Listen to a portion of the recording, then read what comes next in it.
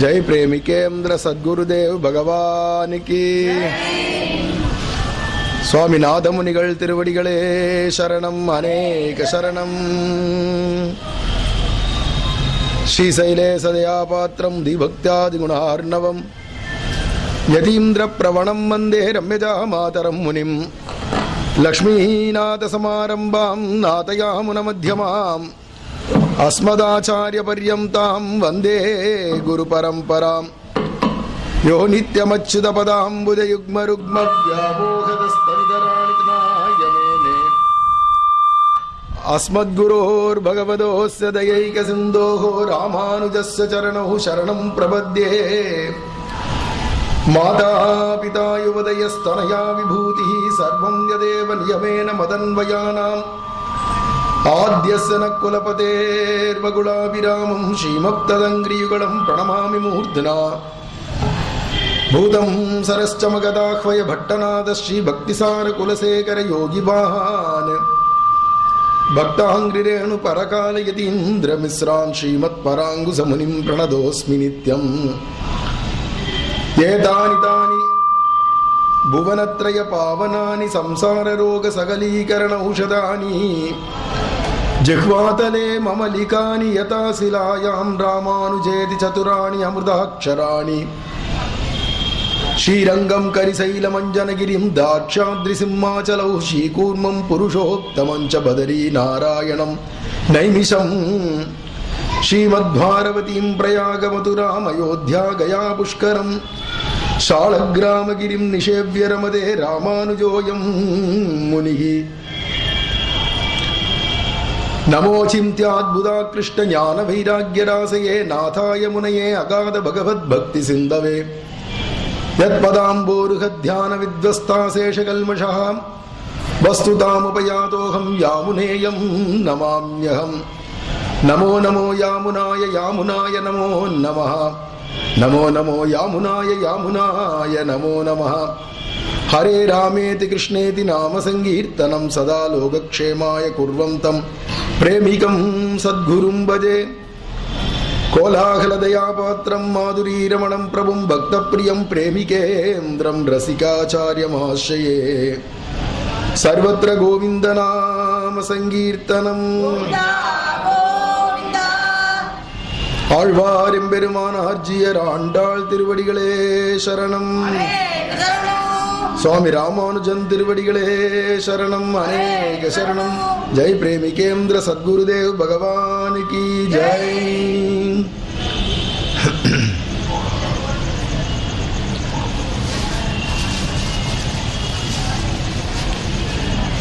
ஆச்சாரியர்கள்லயே முதல் ஆச்சாரியராக விளங்குறவர் சுவாமி நம்மாழ்வார் அப்படின்னு சொன்னோம். பூமியில வந்த முதல் ஆச்சாரியர் சுவாமி நம்மாழ்வார். அவரை பிரபன்ன ஜன கூட்டஸ்தர் அப்படின்னு சொல்றது சம்பிரதாய வழக்கம். பிரபன்ன ஜனங்கள் அப்படின்னு சொன்னா சரணாகதி பண்ணதான ஜனங்கள் ஸ்ரீ வைஷ்ணவர்கள். பகவானை யார் யாரெல்லாம் சரணாகதி பண்ணியிருக்காளோ அத்தனை பேருமே பிரபன்னர்கள்னு சொல்லுவோம். அந்த பிரபன்ன ஜனத்துக்கெல்லாம் கூட்டஸ்தர்னா மூல புருஷர் அவர் தான். அத்தனை பேருக்கும் மூலமானவர், அத்தனை வைஷ்ணவர்கள், அத்தனை சரணாகதர்களுக்கும் மூல புருஷர் சுவாமி நம்மாழ்வார். முதல்ல பகவான சரணாகதி பண்ணி காட்டணும் அப்படின்னு வந்த ஆச்சாரியர் அவர். அவருக்கு தெரியாத சாஸ்திரம் இல்லை. அவதாரம் பண்ணது அவரே வழுதி வளநாடன் அப்படின்னு சொல்லிக்கிறார். வழுதி வளநாடு அப்படின்னு ஆழ்வார் திருநகரி இப்ப இருக்கே, அந்த வட்டாரத்துக்கு பேர் வழுதி வளநாடுன்னு பேர். அந்த வழுதி வளநாட்டுக்கு தலைவராக அந்த ஊரினுடையதான யார் ஒருத்தர் ஜமீன்தாரோ அவருடைய புள்ள, சிற்றரசருடைய புள்ளையா இவர் அவதாரம் பண்ணினார். எப்படி திருமங்கை அப்படிங்கிற நாட்டுக்கு மன்னனாக ஆனத்தாலேயே திருமங்கை மன்னன் திருமங்கை ஆழ்வார சொல்றோமோ, வழுதி வள நாடு அப்படிங்கிற திருக்குறுகூர் வட்டாரம், நவதிருப்பதி வட்டாரம் இருக்கு. அது பூரமும் வழுதி வளநாடுன்னு பேரு. அதுக்கு தலைவராக இருந்தவர் இவ அப்பா காரியார் அப்படின்னு பேரு. அவ அம்மாவுக்கு உடையநங்கைன்னு பேரு. அந்த காரியார் தலைவரா இருந்திருக்கார். அவருடைய குமாரராக ஸ்வயம் பகவானே இங்க நம்மாழ்வாரா தோன்றினார். அப்படிங்கிறதுனால வழுதி வளநாடன் அப்படின்னு சொல்றோம். இன்னும் குறிப்பிட்டு சொல்ல போனா இவருடையதான ஜாதி என்ன அப்படிங்கறத கூட பெரியவாள்லாம் சொல்லி காட்டுறா. நாடார் அப்படின்னு இப்ப சொல்றோமே அந்த ஜாதி தான். வழுதி வளநாடன் அப்படிங்கறதுனால தான் பின்னாடி நாடார்கள் அப்படின்னு அவளெல்லாம் சொல்றா. அப்பேற்பட்டதான் ஜாதியில சதுர்த்த வர்ணத்துல தான் அவர் அவதாரம் பண்ணி இருந்தார். இருந்த போதிலும் நம்ம சம்பிரதாயத்துல இதுதான் ஒரு விசேஷம். அப்பேற்பட்ட ஞானமும் அனுபவமும் எவனுக்கு இருக்கோ அவன் உயர்ந்தவன் தான். ராமானுஜர் காலத்திலேயே சுவாமி ராமானுஜர் சுத்தமான பிராமணர். அவர் காலத்திலே திருக்கச்சி நம்பிகள் செட்டியார் குலத்துல தான் பிறந்தவர், வைசிய குலம்தான். ஆனா திருக்கச்சி நம்பிகளை தன்னுடைய குருவா கூட ஏத்துனுட்டார் ராமானுஜர். எதனால அப்படின்னா அவ கண்ணோட்டத்துக்கு இவாளுடையதான ஞான பக்தி வைராக்கியத்தை பார்த்து ஏத்துக்கிறார். அதுதான் கவனிக்கணும். அவ்வளவு ஞான பக்தி வைராக்கியம்னா திருக்கச்சி நம்பிகள் பகவானோட பிரத்யட்சமா பேசுவார் அப்படிங்கிறது அவருடைய தகுதி. அதை நினைச்சு பார்க்கணும். காஞ்சி வரதராஜ பெருமாளுக்கு நித்தியம் விசிறுவார், திருவாலவட்டம் விசிறுவார், பகவானும் பிரத்யட்சமா பேசுவார். இவரும் வைகுண்டத்திலேருந்து வந்த ஒரு அவதார புருஷர் தான் திருக்கச்சி நம்பிகளும். அப்பேற்பட்டதான யோகிதை இருக்கிறதுனால ராமானுஜர் அவர்கிட்ட இருக்கிற பகவத் குணத்தை பார்த்த உடனே இவரையே குருவா ஏத்துக்கலாமே, இந்த யாதவ பிரகாசரை பார்க்கறதுக்கு இவர் தேவலாமே, இவரை ஏத்துக்கலாமே அப்படின்னு ஏத்துக்கிறதுக்கு ஆசைப்பட்டார். இன்னும் ஆளவந்தார பார்க்கல. ஆளவந்தார பார்த்திருந்தாரானா ஆளவந்தாருக்கே ஆட்பட்டிருப்பார். மனசாலேயே ஆளவந்தார குருவா கூட ஏத்துண்டார் பின்னாடி. ஆனா அந்த சுவாமி ராமானுஜ முனேர் மான்யம் வந்தேகம் சஜ்ஜனாஸ்ரயம் அப்படின்னு திருக்கச்சி நம்பிகளை சொல்றோம். மிச்சவாள்லாம் அவாவா ஜாதியை ஒழுங்கா பார்த்துண்டு அது பிரகாரம் தான் அவாவா இருக்கணும். அதுல ஒன்றும் ஆட்சேபம் இல்லை. கருடன் தான் மத்தவா தான் அப்படிங்கிறதான தகுதி வித்தியாசம் இருக்கு. அதில் அவரவர்கள் ஜாதிப்படி அவரவர்களுடைய அனுஷ்டானங்களை ஒழுங்கா அனுஷ்டிச்சுட்டு போகலாம். யாரு சண்டாள குலமா இருந்தாலும் திருப்பாணாழ்வார ஆயிட்டாரனா அப்புறமா அவர் ஆழ்வார் தான்.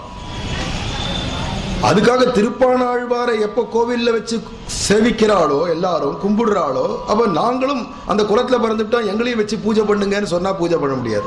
அந்த தகுதியை பார்த்துதான் அவருக்கு அந்த உயர்ந்த ஸ்தானத்தை கொடுத்தா. அப்போ அந்த தகுதி யாருக்கு இருக்குன்னா இப்ப சுவாமி நம்மாழ்வார் எப்பேற்பட்டவர்னா மயர்வர மதிநலம் அருளப் பெற்ற ஆழ்வார். அவர் ஸ்வயம் பகவானுடைய அவதாரம். வேணும்னே அந்த ஜாதியில பிறந்தார். எதுக்காக பிறந்தார் பகவான்னா இந்த ஜாதியில எந்த ஜாதியில பிறந்தவனும் விஷ்ணு பக்தி பண்ணலாம், வைகுண்டத்தை அடையலாம் அப்படின்னு உலகத்துக்கு காட்டுறதுக்கு வந்து அவதாரம். சண்டாள குலத்துல பிறந்தவனும் ஆழ்வாராக ஆக முடியும் அப்படின்றத காட்டணும். அதுக்கு திருப்பாணாழ்வார்.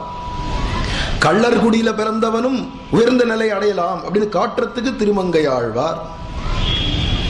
அதுக்காக அந்தந்த ஜாதிகள் க்ஷத்ரிய குலத்துல பிறந்த குலசேகர ஆழ்வார், பிராமண குலத்துல பிறந்த பெரிய ஆழ்வார், ஆக எந்த குலத்தவனா இருந்தாலும் அவன் எல்லாருமே வைஷ்ணவனா இருக்கலாம், வைகுண்டத்தை அடையலாம். ஞானமும் பக்தியும் வைராக்கியமும் அனுபூதியும் தான் முக்கியம் அப்படிங்கிறத காட்டுறதுக்காக தான் பலவேறு ஜாதிகள்ல வைகுண்டத்திலேருந்தே வந்து கூட பிறந்து காண்பிச்சா. அதுல சுவாமி நம்மாழ்வார் இப்பேற்பட்ட சதுர்த்த வர்ணத்துல தான் அவதாரம் பண்ணினார். ஆனா மதுரகவி ஆழ்வார் அவரை குருவா ஏத்துண்டார். சுவாமி நாதமுனிகள் அவரை குருவா ஏத்துண்டார்னா காரணம் எதனாலன்னா ஒன்னு அவதார புருஷர்ன்றதுனாலையும் மற்றொன்று அப்பேற்பட்ட ஞான பக்தி வைராக்கியம் பரிபூர்த்தியா இருக்குன்னும் மூன்றாவது சரணாகதி பண்ணி காண்பிச்சிருக்கிறவர் நமக்கெல்லாம் வழிகாட்டவரா இருக்கிறதுனாலையும் எல்லாத்துக்கும் மேல பகவானோட பிரத்யக்ஷமா சாட்சாத்கார அனுபூதியில பேசி பழகினவர் அப்படிங்கிறதுனாலையும் எல்லாத்துக்கும் மேல 4000 திவ்ய பிரபந்தத்தை வேதத்தை தமிழ் செய்த மாறனா இருக்கிறதுனால நமக்கு வேதத்தை தமிழ்ல கொடுத்ததான மகா வள்ளல் அப்படிங்கிறதுனாலையும் இப்படி பல கோணத்தினால அவரை குருவா ஏத்துண்டார்கள் மதுரகவி ஆழ்வாரும் நாதமுனிகளும். அப்பேற்பட்டதான பிரபன்ன ஜன கூட்டஸ்தர். அவருடைய முதல் 10 பாசுரம் எடுத்தாலே போரும். உயர்வர உயர் நலம் உடையவன் எவன், அவன் மயர்வர மதிநலம் அருளினன் எவன், அவன் அயர்வரும் அமர்கள் அதிபதியவன், அவன் துயரரு சுடரடி தொழுதழன் மனனே. பிரிச்சு தான் வியாக்கியானம் பண்ணியிருக்கா சுவாமி நம்பிள்ளை போன்றவாள்லாம். பொதுவா பாசனம் சேவிக்கிச்ச உயர்வர உயர்நலம் உடையவன் எவனவன், மயர்வர மதிநலம் அருளினன் எவனவன், அயர்வரும் அமர்கள் அதிபதி எவனவன் சேர்த்தே சொல்லிட்டு வந்துருவோம் பாசனம் சேவிக்கிச்ச. வியாக்கியானத்தை பார்த்தோம்னா எவன் அப்படின்னு கேள்வி கேட்டுவிட்டு அவன் அயர் வரும் அமர்கள் அதிபதி எவன், அவன் துயரறு சுடரடி தொழுதடன் மனனேன்னு பிரிச்சு வியாக்கியானம் பண்றான். அப்பேற்பட்டதான எம்பெருமான எடுத்தெடுப்பிலேயே இந்த முதல் 10 பாசுரத்தை சகல வேதாந்தமும் கொட்டி இருக்கு. உபனிஷத்துகளுடைய பூர்ண அர்த்தங்களும் அதுல கொட்டி வச்சிருக்கார், நிரப்பி வச்சிருக்கார். அப்பேற்பட்ட சகல வேத வேதாந்தங்களும் முதல் 10 பாடல்லையே பாடினவர் பகவான். எப்பேற்பட்டவன்னா இறைநிலை உணர்வரிது உயிர்கள் அப்படின்னு சொன்னார். யாராலையும் எந்த ஜீவனாலையும் அந்த பரமாத்ம ஸ்வரூபத்தை தெரிஞ்சுக்க முடியாது, உணரவும் முடியாது அப்படின்னே சொல்லிவிட்டார். எல்லாருக்கும் புலனைந்துக்கும் எல்லா புலன்களுக்கும் அப்பாற்பட்டவன், மனசுக்கும் அப்பாற்பட்டவன், எல்லாத்துக்கும் வாக்குக்கும் அப்பாற்பட்டவன் அப்படின்னு அவனுடைய பெருமைகளை சொல்லி, இருக்கான்னு பாத்தியானா இருக்கான், இல்லேன்னு நினைச்சிட்டு இருக்கிறவனுக்கு இல்ல, இருக்கா இல்லையாங்கிறதுனால அவனுக்கு ஒன்றும் நஷ்டமோ லாபமோ இல்லடாப்பா. இருக்குன்னு சொன்னா உனக்கு லாபம், இல்லைன்னு சொன்னா உனக்கு நஷ்டம். எதன்னா கடவுளை. உளனெனில் உளனவன் உருவம் இவ்வுருவுகள், உளன் அலனெனில் அவன் அருவம் இவ்வருவுகள், உளனென இளனென இவை குணமுடைமையில் உளனிரு தகமையோடு ஒழிவிலன் பரந்தே. உளனெனில் உளன் இருக்கான்னு நினைச்சு பார்த்தியானா இருக்கான். விசுவாசத்தோட பார்க்கிறவனுக்கு இருக்கான் எல்லா இடத்துலையும். பிரகலாதன் காண்பிச்சு விட்டான், எங்கும் உளன் கண்ணன் அப்படின்னு காண்பிச்சு விட்டான். உளனெனில் உளன், உளன் அலனெனில் இல்லவே இல்லைன்றவனுக்கு அவன் இல்லாத போயிடல, அருவமா இருக்கான், அரூபமா இருக்கான், கண்ணுக்கு தெரிய மாட்டான் அவனுக்கு. ஏன்னா அவன் தான் இல்லை இல்லைங்கிறானே, அப்ப அவன்கிட்ட போய் எப்படி ரூபத்தோட நிக்க முடியும்? இல்லைன்னு சொல்றவனுக்கு அரூபமா இருக்கான், இருக்குன்னு சொல்றவனுக்கு ரூபத்தோட நிக்கிறான். உளன் அலனெனில் அவன் அருவம் இவ்வருவுகள் இட்டார், அரூபமா இருக்கான். உளனென இளனென இவை குணமுடைமையில் உளனிரு தகமையோடு ஒழிவிலன் பரந்தே. உளன்னு சொல்றவனுக்கோ இளன்னு சொல்றவனுக்கோ, கடவுள் இருக்கான்னு சொல்றவனுக்கோ கடவுள் இல்லைன்னு சொல்றவனுக்கோ அவனவனுடையதான தன்மைக்கு ஏத்த மாதிரி எம்பெருமான் பேசி பழகிறானே தவிர அதுக்குன்னு பகவானுக்கு ஒரு நஷ்டமும் இல்லை. உனக்கு தாண்டாப்பா லாபமோ நஷ்டமோ, இருக்கான்னு சொன்னியானா உனக்கு லாபம், இல்லைன்னு சொன்னியானா உனக்கு நஷ்டம் அப்படின்னு முடிச்சுட்டான். பெரிய வேதாந்த விஷயங்கள் 10 பாசுரம். இதெல்லாம் வியாக்கியானங்கள்லாம் பின்னாடி தனியா அனுபவிக்க போறோம், அது தனி.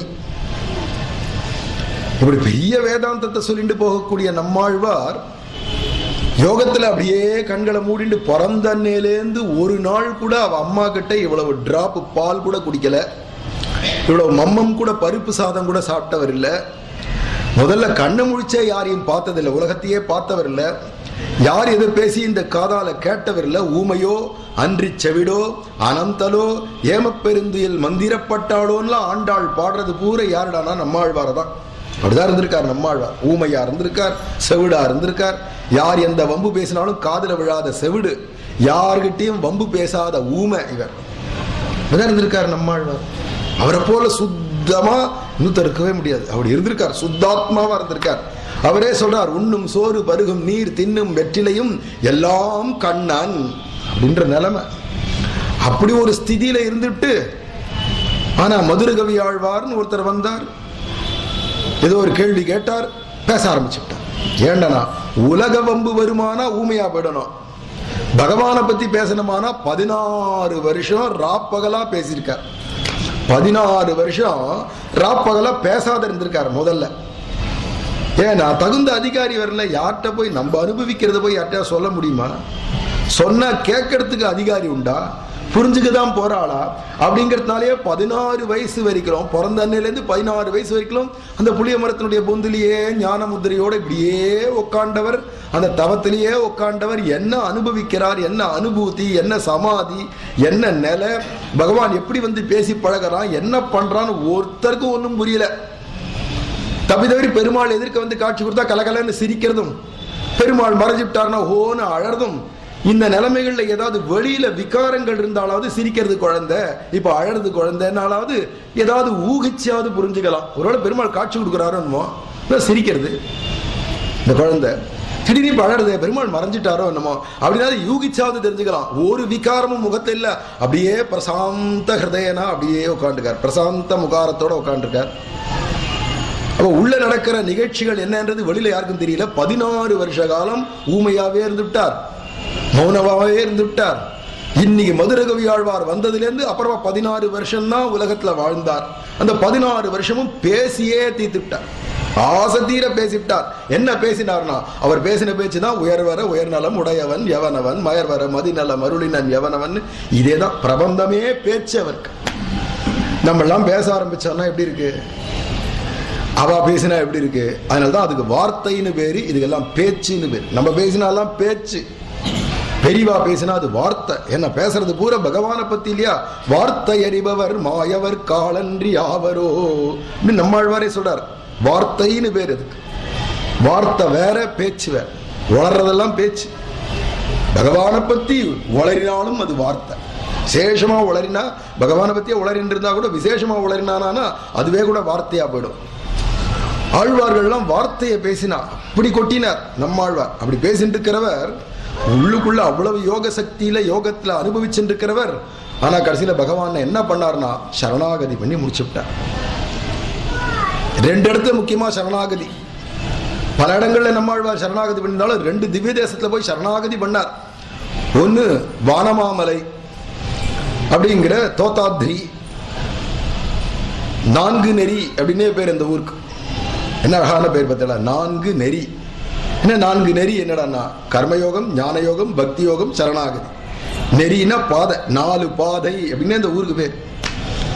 அப்படி ஆரம்பத்திலேருந்தே எல்லா யோகங்களும் விளைஞ்ச ஊர் 4 நெறி. அதுக்குதான் தோத்தாத்ரி அப்படின்னும் வானமாமலை. அந்த பெருமாளுக்கே வானமாமலைன்னே பேர். அந்த பெருமாளுடைய பேர் தான் வானமாமலை. எல்லாரும் ஊருக்கு பேர் நினைச்சுப்பா, ஊருக்கு பேர் 4 நெறி தான், பெருமாளுக்கு தான் வானமாமலைன்னு பேரு. அப்பேற்பட்ட வானமாமலை எம்பெருமான பார்த்து சரணாகதி பண்றார். எனக்கு ஒரு தகுதியும் இல்லை அப்படின்னு சொல்லி, அதுக்கு எனக்கு யோகிதா சூன்யன் நான், ஒரு யோகிதையும் அற்றவன் நான் அப்படின்னு சரணாகதி பண்றார். நோற்ற நோன்பிலேன் நுண்ணறிவிலேன். ஒரு நோன்பு நோற்கல, தகுதி இல்லாதவன் சொல்லிக்கிச்ச. ஒரு நோன்பு நான் நோற்கலேன்னு சொன்னா என்ன அர்த்தம்னா, ஒரு கர்மாவும் நான் பண்ணல, கர்மயோகமே என்கிட்ட இல்லை. நோற்ற நோன்பிலேன் நுண் அறிவிலேன். அறிவுன்னு சொன்னா உலக விஷயமான அறிவுக்கும் அறிவின் பேரு. நுண்ணறிவுன்னு சொல்லிவிட்டா ஞானம். ஆக ஞான யோகம் என்கிட்ட இல்லைன்னுட்டார். அடுத்தது நுண் அறிவிலேன். ஆகிலும் உன்னை விட்டொன்னு மாற்றகிற்கின்றேன் அப்படின்னு கர்மயோக, ஞான யோக, பக்தி யோகங்கள்லாம் எதுவுமே என்கிட்ட இல்லை. அதனால என்னன்னா சரணாகதி பண்றேன். சரணாகதி பண்றேன்னா கூட என்னுடைய சாமர்த்தியம் ஆயிடும், நான் பண்றேன் சரணாகதின்னு ஆயிடும். அதனால வானமாமலையே அடியேன் தொழ வந்தருளே, நான் உன்னை சரணாகதி பண்ணும்படியாக தொழும்படியாக நீ எதிர்க்க வா, உன் கருணையினால நீ வந்தாத்தான் நான் உன்னை சரணாகதி கூட பண்ண முடியும் அப்படின்னு அழைக்கிறார் பகவான. அப்படி சரணாகதி பண்ணார். இது போரல, இது கூட போரலையா. என்னன்னா திருவேங்கடத்துல வந்து சரணாகதி பண்ணார். அகலகில்லேன் இறையும் என்று அலர்மேல் மங்கை உரை மார்பா, நிகரில் புகழாய் உலகம் மூன்றுடையாய் என்னை ஆழ்வானே, நிகரில் அமரர் முனிகணங்கள் விரும்பும் திருவேங்கடத்தானே, புகழொன்றில்லா அடியேன் உன் அடிக்கீழ் அமர்ந்து புகுந்தேனே. அலமேலுமங்கை தாயாரோடு சேர்ந்த திருவேங்கடமுடையானுடைய சரணத்துல சரணமும் சரணம் பிரபத்தியே அப்படின்னு உன் அடிக்கீழ் அமர்ந்து புகுந்தேனேன்னு சரணாகதி பண்றார். வேற புகழ் கிடையாது எனக்கு, உன்னை விட்டா வேற புகழ் கிடையாது. என்னால புகழ் ஒன்றில்லா அடியேன், வேற புகழ் கிடையாது. நீ போன்னு சொல்லிட்டியானா அப்புறமா எனக்கு வேற ஒரு புகழ் இருந்தா அங்க போய் பொழைச்சுக்கலாம். எங்கேயும் போய் எனக்கு பொழைக்கிறதுக்கு இடம் இல்லை உன் திருவடியை விட்டா. அதனால புகழ் ஒன்றில்லா அடியேன், ஸ்வரூபத்தை சொல்லச்ச நான் அப்படின்னு சொல்லிக்காத அடியேன். இதுதான் ஜீவாத்மாவுடைய ஸ்வரூப லட்சணம். இந்த அடியவனுக்கு அப்படின்னுட்டதுனாலேயே யாருக்கு அடியவன்னா திருவேங்கடத்தானே அடியேன் அப்படிங்கிறார். திருவேங்கடமுடையானுக்கு நான் அடியேன், இன்னொருத்தருக்கு கிடையாது. தூசரான கோயின்னா மீராபாய், இன்னொருத்தருக்கு கிடையாது. திருவேங்கடமுடையானுக்கே அப்படின்னு சொன்னா அந்த அலர்மேல் மங்கை தாயாரோட சேர்ந்த திருவேங்கடமுடையானுக்கே நான் அடியவன். வேற புகழும் கிடையாது. புகழ் இருக்குன்னு யாராவது சொன்னாலும் போகவும் மாட்டேன், யாரையும் நான் நம்புறதா இல்லை. ஏன் நம்பல அப்படின்னா, இவரை போல இன்னொருத்தர் உண்டானாக்க அவரை இவரே நம்பலாம். திருவேங்கடமுடையானுக்கு சமம் திருவேங்கடமுடையான் தான் அப்படின்னு இருக்கச்சே. அப்பேற்பட்ட பிரத்யக்ஷ தெய்வம் எதிர்க்க வந்து நிக்கச்சே, பரமாத்மா வந்து எதிர்க்க நிக்கச்சே, அதுவும் மகாலட்சுமியோட வந்து நிக்கச்சே. இதை விட்டுட்டு இன்னொருத்தர் புகழ் உண்டுன்னு சொன்னா கூட காண்பிச்சாலும், திருவடியை காண்பிச்சாலும் எந்த திருவடிக்கு நான் போக மாட்டேன். புகழுண்டில்லா அடியேன் உன் அடிக்கீழ், ஓ அடியை தவிர இன்னொரு அடிக்கு போக மாட்டேன்.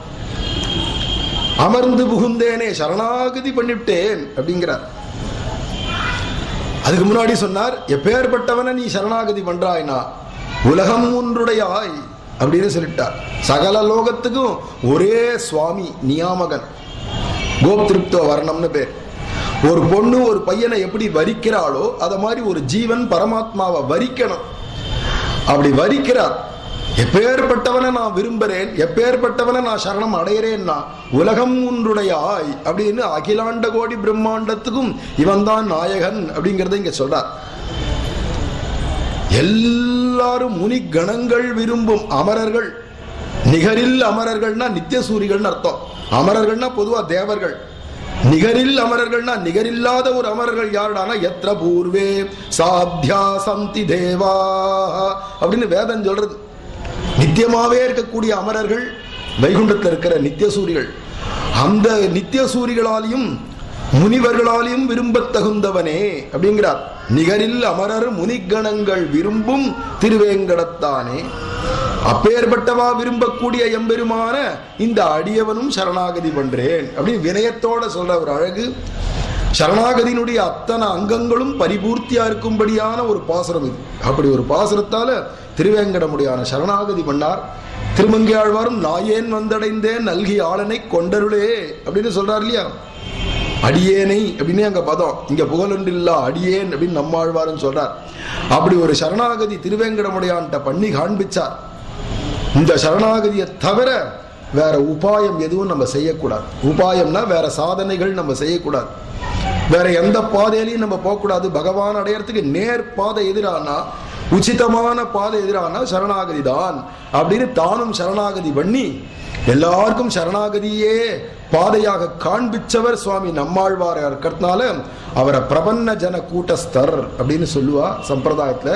சரணாகதி பண்ண அத்தனை ஜனங்களுக்கும் மூல புருஷர் அவர் தான், ஆதி குரு. அப்பேற்பட்ட சுவாமி நம்மாழ்வாருக்கு அடுத்த சிஷ்யரா சுவாமி நாதமுனிகள் வந்தார். நேத்தே அவருடைய சரித்திரம் சொல்லிட்டு வந்தோம்.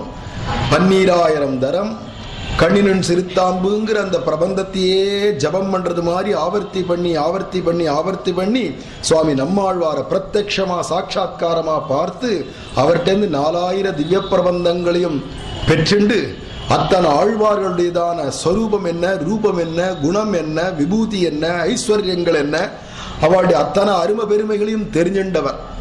கடைசியில இவருக்காகன்னு தாமிரபரணி நதியை எடுத்து காய்ச்சும்படியா நம்மாழ்வார் சொல்ல சுவாமி நாதமுனிகள் தாமிரபரணி நதியினுடைய ஜலத்தை எடுத்து காய்ச்சும் போது அதுல இருந்து 2 விக்கிரகங்கள் தோன்றித்து.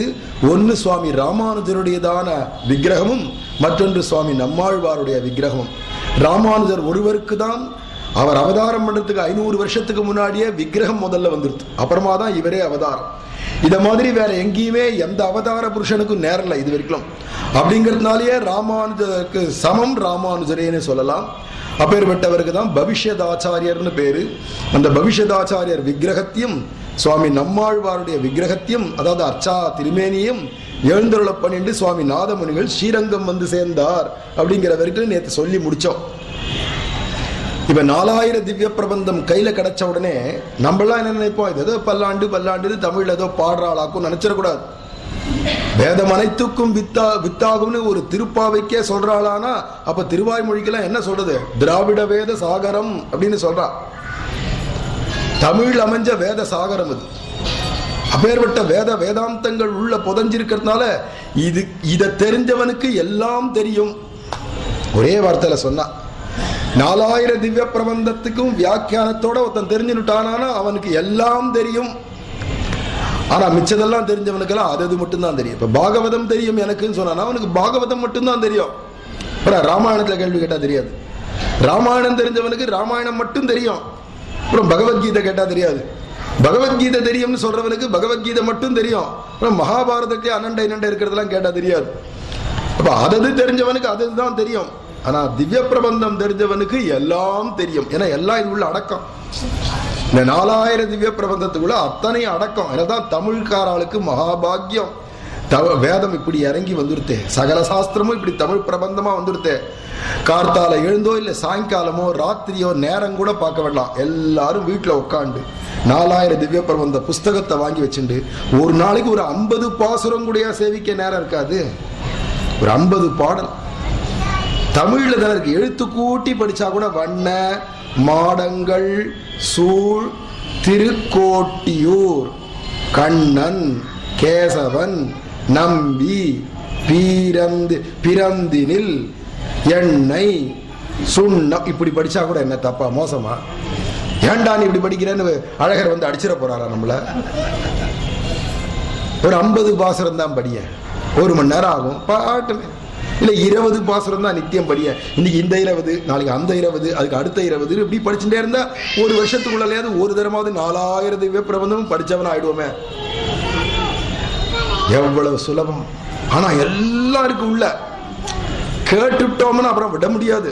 அர்த்தங்களை கேட்டுட்டோம்னா விட முடியாது. ஒரு திருப்பாவைக்கு வியாக்கியானம் கேட்டாச்சுனாலே அப்புறமா ஜென்மாவில் மறக்க முடியாது, விட முடியாதுன்னு ஆயிடும். அப்படி இருக்குச்சே 4000 திவ்ய பிரபந்தமும் நித்தியம் பாராயணம் பண்ணா எவ்வளவு சுவை. அவரே சொல்றார், சுவையன் திருவின் மணாளன். சுவையன் இந்த ஒரு வார்த்தை போருமே. வேதம் சொல்லுது ரசோ வைசஹா அப்படிங்கிறது. ரசஸ்வரூபன். சுவைன்னு ஒன்று சொல்றோமே, இனிப்புன்னு ஒன்று சொல்றோமே, டேஸ்ட்னு ஒன்று சொல்றோமே, அது எல்லாம் வடிவெடுத்து உட்கார்ந்து இருக்கிறதா அழகர். இப்படி சுவையா இருக்காரு. நினைச்சாலே சுவையா இருக்கு, பேசினாலே சுவையா இருக்கு, கேட்டாலே சுவையா இருக்கு, பார்த்தாலே சுவையா இருக்கு. ஆஹா ஆஹா ஆஹா அப்படின்னு சப்பு கொட்டின்றே இருக்கலாம் போல இருக்கு. இந்த பெருமாளை பார்த்தில அந்த சுவையன்ற வார்த்தையை கேட்டாலே போருமே, எவ்வளவு ரசமா இருக்கு. சுவையன் எதனால அவ்வளவு சுவையனா இருக்கார் அவர்னா, திருவின் மணாளன். பக்கத்துல மகாலட்சுமி இருக்கிறதால அப்படி டேஸ்டா இருக்காரு அந்த பெருமாள். பாப்பா எல்லாம் நம்மாழ்வாரெல்லாம் அப்படி அனுபவிக்கிறான்னா அவனை என்னன்னு சொல்லுவேன்? பால் என்கேனோ, கனி என்பேனோ, கட்டி கண்ணர் கட்டி என்பேனோ, நெய்ச்சுவை தேரல் என்கோ, பால் என்கோ, கனி என்கோ, மாயன் என்கோ, மாயன் என்கோ, என்ன பதங்கள் பாப்பா. அதெல்லாம் எடுத்து ஆழத்தை பார்க்க முடியுமா? ஆழம் காண முடியுமா? ஒரு சொற்பொருமோ உலகிற்கவியே அப்படின்னு பாடிவிட்டார் சங்க புலவர். திருவாய்மொழியிலிருந்து ஒரு சொல்லுக்கு போருமா உலகத்தில் இருக்கிற அத்தனை கவிஞனுடைய பாட்டும் அப்படின்னு. ஒரு சொல் கண்ணன் கழலினை ஒரு சொல்லுக்கு போருமா அப்படின்னா எப்பேற்பட்டதான பதங்கள், அதனுடைய ஆழம் எவன் காண முடியாது. அதனால அவளை ஆழ்வார்கள்னு சொல்றோம். ஆழ்ந்த அனுபவத்தில இருந்து பேசின பேச்சு இதெல்லாம். அந்த ஆழ்ந்த அனுபவத்துல நம்ம இறங்கினாலே ஒழிய அங்க என்ன இருக்குன்னு தெரியாது. 150 அடிக்கு கீழே எங்கேயோ கடல்ல சமுதிரத்துல ஒரு பவழம் இருக்கு, இல்ல ஒரு முத்து இருக்குன்னா 150 அடிக்கு எவன் கீழே இறங்குறானோ அவனுக்கு தானே அந்த பவழமோ முத்தோ கிடைக்கும். அவ்வளோ ஆழத்துல இறங்கினவனுக்கு தானே இந்த முத்தோ பவழமோ கிடைக்கும்.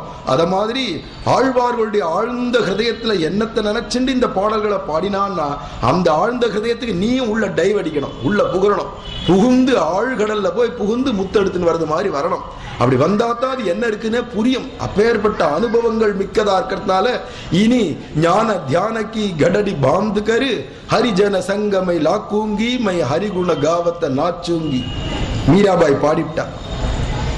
ஞானம் தியானம் எல்லாத்தையும் மூட்டை கட்டி வச்சுட்டு இனிமே பாகவதாவுடைய கோஷ்டியில சேர்ந்து நான் இனிமே பஜனம் பண்ண போறேன், ஆட போறேன், பாட போறேன்னா என்னடா இவன் இப்படி சொல்லி வச்சுட்டு போயிட்டாளே.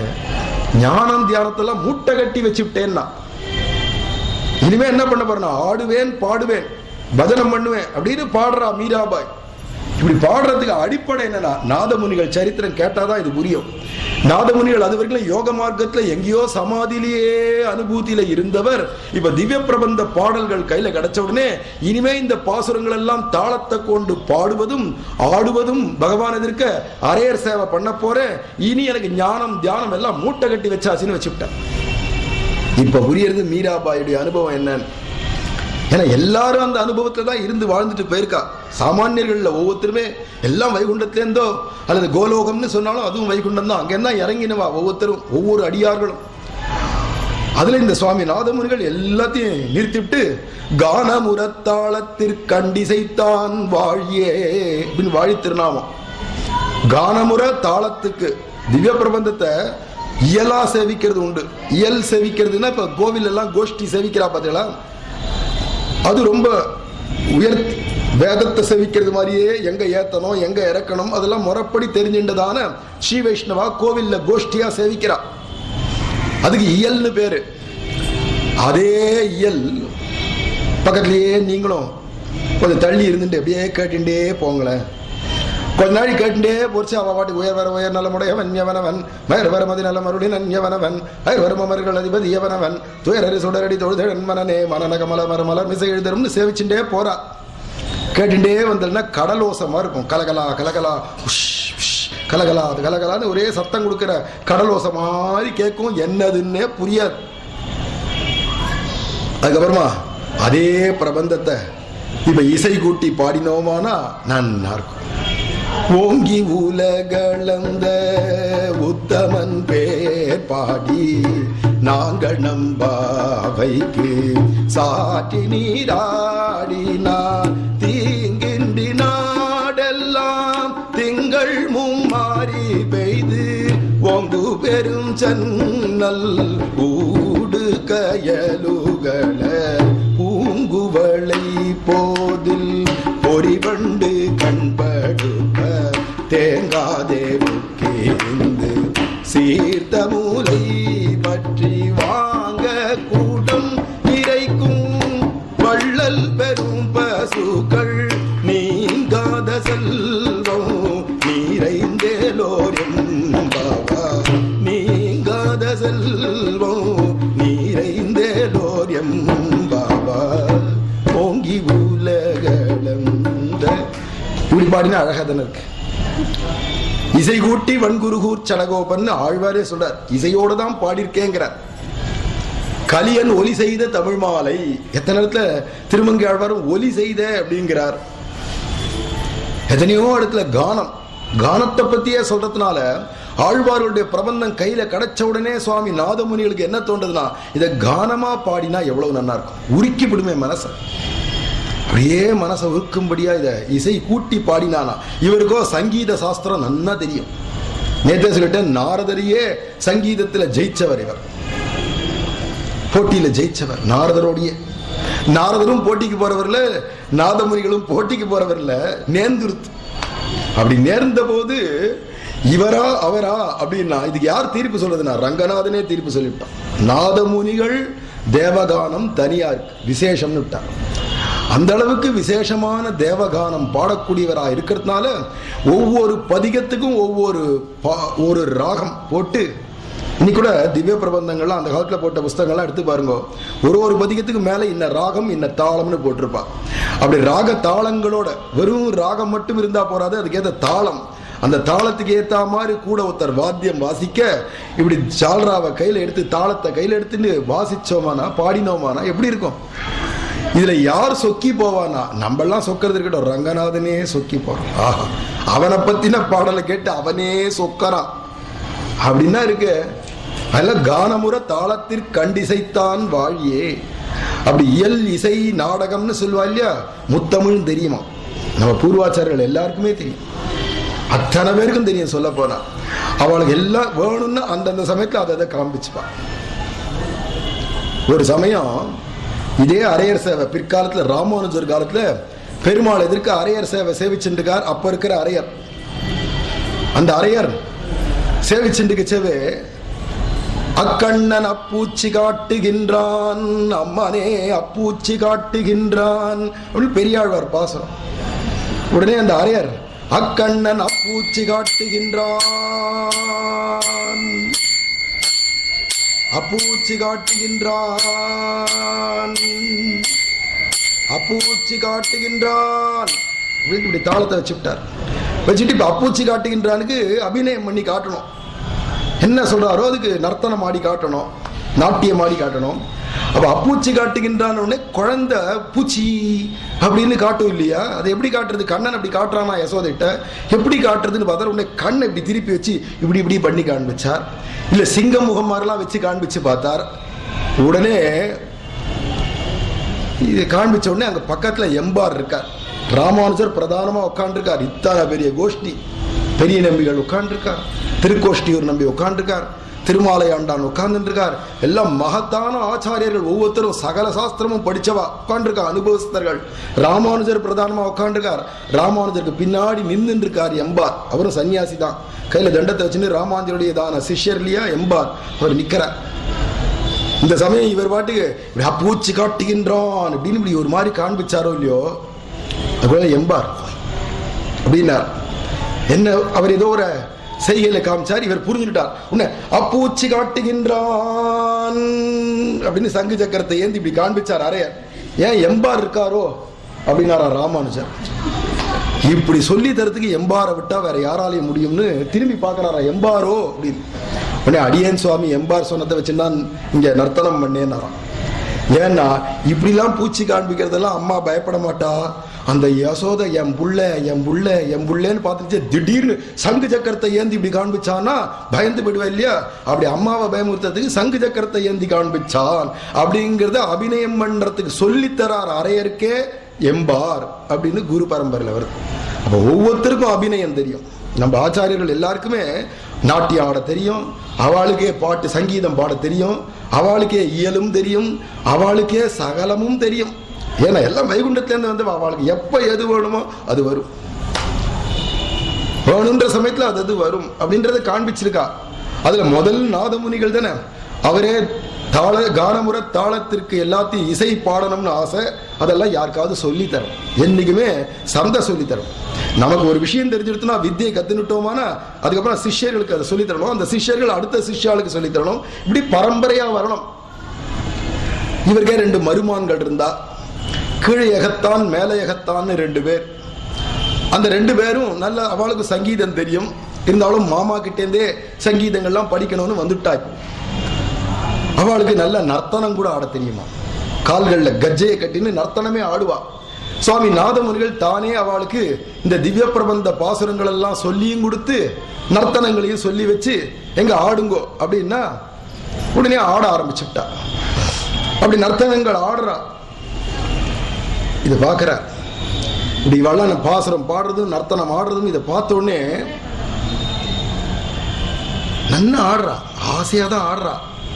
நல்லா பாடி ஆடுறா பாசுரத்துக்கெல்லாம். 2 மருமான்களும் இருந்த போதிலும் நாதமுனிகள் பாதி ஆடின்னு இருக்குச்சு, நிறுத்தும் அப்படின்னுட்டார். 2 பேரும் சிஷ்யர்கள், 2 பேரும் மருமான்கள் தான், சிஷ்யர்கள் தான். கீழையகத்தான் மேலையகத்தான்ற 2 பேரும் கைகால் வெலன்னு எடுத்து நம்ம ஏதோ தப்பா அபிநயம் பண்ணிட்டோம் போல இருக்கு, ஆச்சாரியனுக்கு பிடிக்காதபடி நம்ம ஏதோ பண்ணிவிட்டோம் போல இருக்கே நினைச்சுட்டு, ஏன் சுவாமி ஏதாவது தவறுதலா அபிநயம் பண்ணிவிட்டோமா? இல்லப்பா, நீங்கள் வந்து என் எதிர்க்க இப்ப அபிநயம் பண்றது பார்த்தா நான் என்னமோ எஜமானன் மாதிரியும் நீங்க என்னமோ என் தாசிகள் மாதிரியும் எதிர்க்க நீங்க நர்த்தனம் ஆடினா அது உச்சிதம் இல்லை. நீங்க ஸ்ரீ வைஷ்ணவர்கள். என் சிஷ்யனா இருந்தாலும் நீங்க எல்லாம் ஸ்ரீ வைஷ்ணவர்கள். நீங்கள்லாம் எப்ப ஸ்ரீ வைஷ்ணவாளா இருக்கீங்களோ என் எதிர்க்க தாசி மாதிரி நீங்க ஆடக்கூடாது. நீங்க ஆடுறதும் இந்த பாடுறதும் ரங்கநாத பெருமாள் எதிர்க்க நீங்க பாடி ஆடுங்கள், நானும் அதுல கோஷ்டியில ஒத்தனா இருந்து கண்டு ரசிக்கிறேன் அப்படின்னுட்டார் நாதமுனிகள். அவளும் கேட்டு சந்தோஷப்பட்டா. இப்ப யார்கிட்ட போய் கேட்கறது? ஈவோட்ட கேட்கறதா? ஸ்ரீரங்கத்துல ஈவோட்ட போய் கேட்கறதா? இல்ல அங்க இருக்கக்கூடியதான யாராவது தலைவர் இருந்தாருன்னா அவர்கிட்ட கேட்கணுமா? இல்ல ராஜாட்ட கேட்கணுமா? யார்கிட்ட போய் கேட்கணும் பர்மிஷன்? இந்த திவ்ய பிரபந்தம் எல்லாம் என் கையில கிடைச்சிருக்கு, இதெல்லாம் பாட்டா பாடி அபிநயம் பண்ணலான்னு இருக்கேன் எதிர்க்கன்னு யார்கிட்ட போய் கேட்கணும்னா, பெருமாள் பிரத்யட்சமா பேசலையானா வேற யார்கிட்டயாவது போய் கேட்கணும், அதிகாரிகள்கிட்ட. பெருமாளே நேர பேசக்கூடிய தகுதி உடையவராக பெருமாள்கிட்டே போய் கேட்டுவிட்டார். நம்பெருமாள்கிட்ட என் கையில இப்படி திவ்ய பிரபந்தம்னு சில பாசுரங்கள் கிடைச்சிருக்கு, என்னுடைய சிஷ்யர்களான கீழையகத்தான் மேலையகத்தான்களை இதை சொல்லி வச்சிருக்கேன், அவள்லாம் அதை பாட்டாவும் பாடுவா அபிநயமும் பண்ணுவா, அதை வேணா உங்க சன்னிதானத்துல நீங்க அனுமதி கொடுத்தா உங்க எதிர்க்க இதெல்லாம் பாடலாமே, இது அத்தனையும் உங்கள் விஷயமாவே இருக்கே அப்படின்னு கேட்டார் இந்த நாதமுனிகள். உடனே நம்பெருமாள் சொன்னார், ஆஹா சுவாமி நாதமுனிகளே, இது நீர் இப்ப ஆரம்பிக்கிற உற்சவம் இல்ல, ஏற்கனவே திருமங்கையாழ்வாரே நடத்தின உற்சவம் இது. இந்த அரையர் சேவைன்னு சொல்றோமே, திவ்ய பிரபந்தத்தை பாசுரமா பாடுறதும் ஆடுறதும்னு, இது ஏற்கனவே திருமங்கையாழ்வாரே நடத்தின்னு இருந்தார். அப்புறமா அநேக காலங்கள் இந்த பிரபந்தம் வெளியில பிரச்சாரமாகாத போயிட்டதுனால இப்ப மறைஞ்சு போயிடுது. இப்ப மறுபடியும் நீர் ஆரம்பிக்கிறீரே தவிர புதுசா நீங்க ஒன்னும் ஆரம்பிக்கல, ஏற்கனவே நடந்த இந்த உற்சவம் தான். நான் ரொம்ப உகக்கக்கூடியது இந்த திவ்ய பிரபந்தம் தான். அதுதான் பின்னாடி கம்ப நாட்டாழ்வான் கூட சொல்றார், தமிழ் பின் சென்ற கொண்டாலே அப்படிங்கிறார். பெருமாள் இன்னைக்குமே தமிழுக்கு பின்னாடி தான் போவாராம், சம்ஸ்கிருதத்துக்கு பின்னாடி கூட போறதா இல்லை. சம்ஸ்கிருதம் கூட இவரை பின்னாடி தொடர்ந்து வருது அப்படிங்கிறார். ஏன்னா தமிழ் பின் சென்ற கொண்டாலாம் இருக்காராம். தமிழ் பின் சென்ற கொண்டாலாம் இன்னைக்கு எந்த திவ்ய தேசம் வேணா போங்கோ, பெருமாள் புறப்பாடானா முன்னாடி என்ன போகும்னா திவ்ய பிரபந்த கோஷ்டி போகும், வேத பாராயண கோஷ்டி பின்னாடி தான் வரும். அப்ப பெருமாள் யார் பின்னாடி போறாருன்னா திவ்ய பிரபந்தம் ஓதக்கூடிய ஸ்ரீ வைஷ்ணவர்கள் பின்னாடி தான் பெருமாளே லொங்கு லொங்குன்னு ஓடுறார். அந்த பெருமாள் பின்னாடியே வேதம் பாராயணம் பண்றவாள்லாம் அவள் லொங்குன்னு ஓடி வரா. ஏன்னா வேதத்தால இன்னும் அந்த திருவடியை பிடிக்க முடியல. ஆனா ஆழ்வார்களுடைய பாசுரத்துக்கு பெருமாள் லொங்குன்னு ஓடுறார். அப்படின்னா இதுல இருந்தே தெரிஞ்சுக்கலாமே தமிழ் வேதத்துக்கு எவ்வளவு முக்கியத்துவம் பெருமாள் கோவில்ல, தமிழுக்கு எவ்வளவு முக்கியத்துவம் கொடுத்திருக்கா நம்ம வைஷ்ணவாள்லாம். நீ எல்லாம் மற்றவாள்லாம் தமிழ் தமிழ்னு சொல்லச்சே, யாருப்பா தமிழுக்கு முக்கியத்துவம் கொடுத்தா ஆரம்பத்துல இருந்து? இப்படி திவ்ய பிரபந்தத்தை வேதத்துக்கு சமமா கொண்டு வந்தது யார் அப்படின்னா நம்ம ராமானுஜரோ அல்லது நாதமுனிகள் போன்ற ஆச்சாரியர்களோ தானே. அப்படி தமிழ் பிரபந்தத்துல பகவானே சொன்னா, இந்த தமிழ் பிரபந்தத்தை அவசியம் நான் கேட்கணும்னு ஆசைப்படுறேன். ரொம்ப நாள் ஆயிடுத்து, நான் கேட்கவே இல்லை. 2500 வருஷம் ஆயிடுத்து. இதோட மறுபடியும் இப்பதான் கிடைச்சிருக்கு உலகத்துக்கு. ஆஹா பாடலாமே சன்னிதானத்தில். திருவாராதனை முடிஞ்ச உடனேவே நான் அருளேற்பாடு சொல்லி அழைக்கிறேன். அப்ப உம்முடைய சிஷ்யர்கள் கானமோட பாடட்டும் அப்படின்னு நம்பெருமாள் சொல்லிட்டார். சிஷ்யர்களை பார்த்து பெருமாளே கேட்க போறார். பெரிய ஆஸ்தானத்துல பெரிய ராஜாதிராஜ பிரபு எதிர்க்க நீங்க பாடப்பொருள் ஆடப்பொருள் பெருமாளே கேட்கிறார். அதனால நல்லா தயார் பண்ணிக்கோங்க. அவளும் தயாரா தான் இருக்கா. ஆச்சு, திருவாராதனை முடிஞ்சது, கோஷ்டி எல்லாம் முடிஞ்சது. அருளையப்பாடு அரையர் அப்படின்ன உடனே இவா 2 பேரும் அழகா அங்கேருந்து வேண்டியதான எல்லா பூஷணங்களும் பூஷிச்சுண்டு, துளசி தாமர மணிமாலைகள்லாம் பூஷிச்சுண்டு, காதுகள் எல்லாம் அழகான சங்கு சக்கரம் கடுக்கன்லாம் போட்டுண்டு, கையில தாளங்கள் எடுத்துட்டு, கால்களில் கஜ்ஜையை கட்டிண்டு எதிர்க்க நிக்கிறா. பெருமாள் உடனே தன்னுடைய பிரசாதமான மாலைகள் பரிவட்டம் அவளுக்கு கொடுக்க வேண்டிய மரியாதைகள் எல்லாம் கொடுத்து ஆரம்பிக்கலாம் அப்படின்னு பெருமாள் சொல்ல, இவா 2 பேரும் ஆரம்பிச்சா. எடுக்கச்சேவே நம்பெருமாள் விஷயமான பாசுரம் பாடணும் இல்லையா? எத்தனையோ திவ்யதேச பெருமாள் இருந்தாலும் இவ பாடுறதோ ரங்கநாதன் எதிர்க்க. இப்ப ரங்கநாதன் விஷயமான பாசுரம் எதை பாடலாம் அப்படின்னு எடுத்தா கையில தாளத்தை. நம்மாழ்வார் திருவாய்மொழியில பல பாசுரம் இருந்த போதிலும், ஆனா நம்மாழ்வார் ரங்கநாதனை பார்க்கணும்னு துடிச்சு அழக்கூடிய ஒரு பதிகம். ராத்திரியும் பகலும் தூக்கம் இல்லையா நம்மாழ்வாருக்கு. கண்லேருந்து கண்ணீர் வழியது, அப்படியே இறைச்சி கொட்டுறாராம். அப்படி கண்லேருந்து மழை மாதிரி கண்ணீர் கொட்டுறது. எங்கேயாவது சங்கு சக்கரம்னு பார்த்துட்டா உடனே சிரசுக்கு மேல கை குவிக்கிறார். இனிமே உன்னை பார்க்கலையானா என் உயிரே போயிடும் அப்படின்னு துடிக்கிறார். அப்படிங்கிற 10 பாசுரம் இது. கங்குலும் பகலும் கண் துயிலறியார் கண்ண நீர் கைகளால் ஈரைக்கும் சங்கு சக்கரம் என்றே கைகூப்பும் தாமரை கண் என்றே தளரும்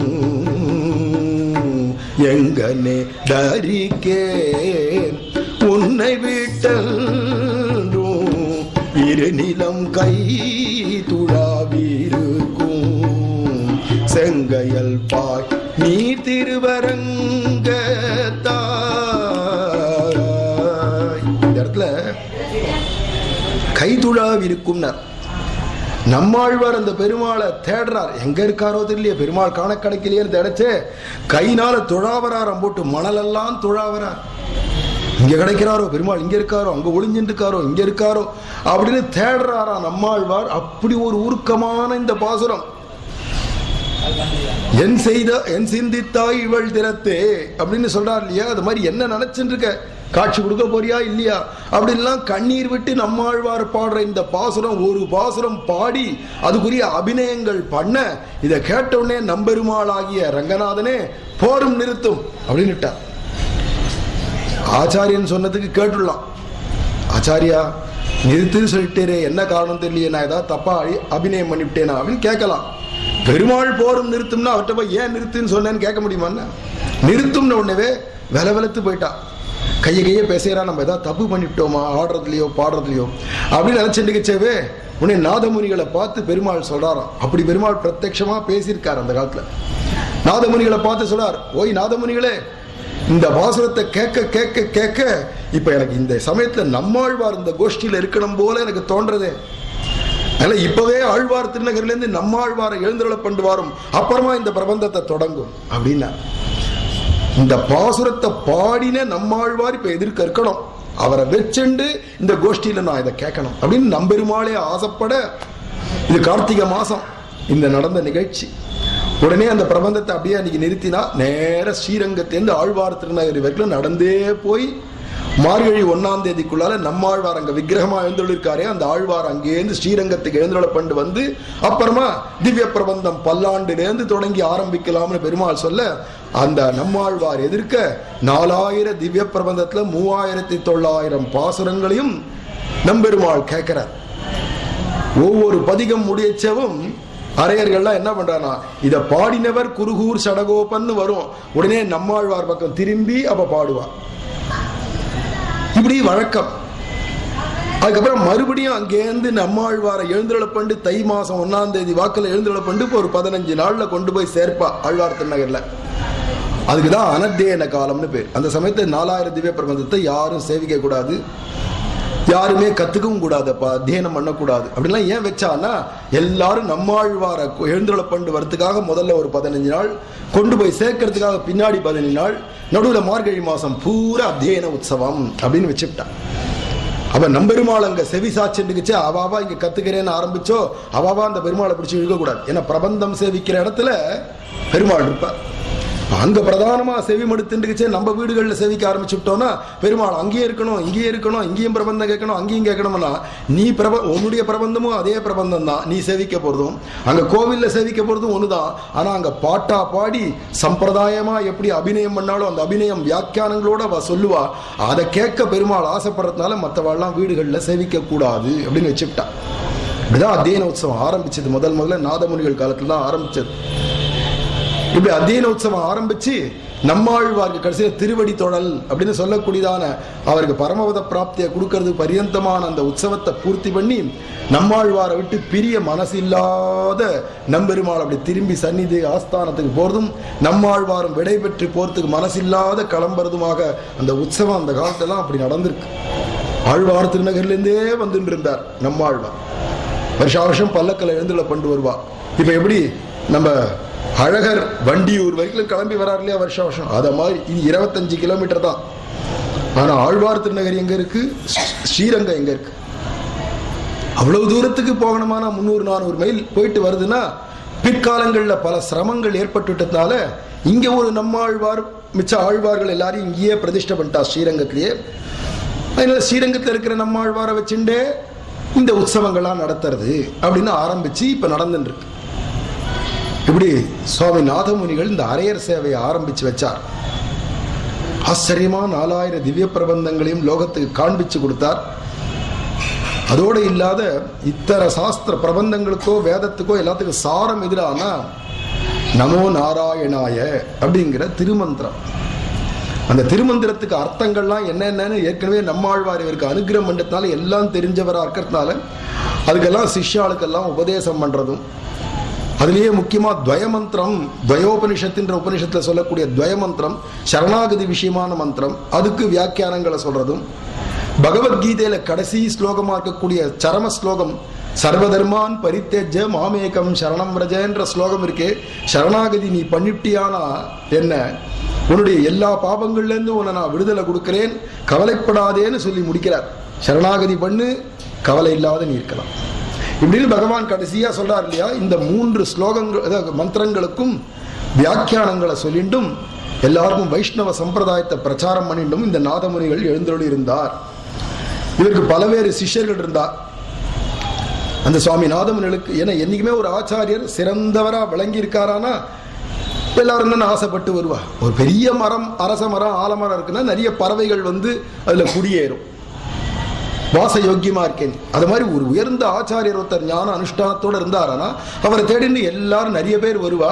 படித்தவாளும் வருவா, படிக்காதவாளும் வருவா. எல்லாருமே இவரை ஆசிரியிச்சு மேல் லோகத்துக்கு போகணும், வைகுண்டம் போகணும்னு ஆசைப்பட்டு வருவா. அத மாதிரி சுவாமி நாதமுனிகளுக்கு சிஷ்யர்கள் வந்து சேர்ந்தார்கள்.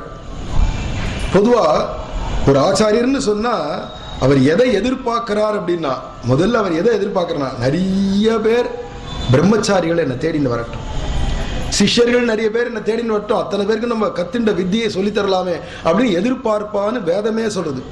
ஆமாயந்து பிரம்மச்சாரிண ஸ்வாஹா அப்படின்னு வேதமே சொல்றது. 4 திக்குகள்ல இருந்தும் பிரம்மச்சாரிகள்லாம் தேடின்னு வரட்டும், நான் கத்த வித்தியை அவளுக்கு சொல்லி தருவேன் அப்படின்னு எதிர்பார்ப்பாளாம் குருமார்கள்லாம்.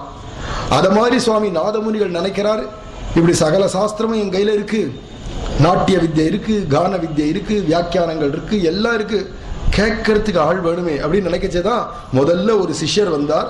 அவருக்கு உய்யக்கொண்டார் அப்படின்னு திருநாமம். ஸ்ரீரங்கத்துக்கு பக்கத்திலே திருவள்ளரை அப்படின்னு ஒரு திவ்ய தேசம், புண்டரிகாட்சன்னு பேர் அந்த பெருமாள். அந்த திருவள்ளரையில தோன்றினவர், அதனாலேயே இவருக்கும் புண்டரிகாட்சர்னே பேரு. தமிழ் அவருக்கு உய்யக்கொண்டார்னு பின்னாடி பேர் வந்தது. அந்த உய்யக்கொண்டாராகிய புண்டரிகாட்சன் ஒரு சிஷ்யராக வந்து சேர்ந்தார் சுவாமி நாதமுனிகளுக்கு. இதை தவிர குருகைக்காவலப்பன் அப்படின்னு ஒரு சிஷ்யர், பிரதான சிஷ்யர் இந்த உய்யக்கொண்டார். குருகைக்காவலப்பன் ஒருத்தர் வந்தார். அந்த குருகைக்காவலப்பன்றவர், அவருக்கு தான் நாதமுனிகள் யோக மார்க்கத்தை சொல்லி வச்சார். வேற யாருக்கும் நாதமுனிகள் யோக மார்க்கத்தையே சொல்லல, எல்லாருக்கும் சரணாகதி மார்க்கத்தையே சொல்லிவிட்டார்.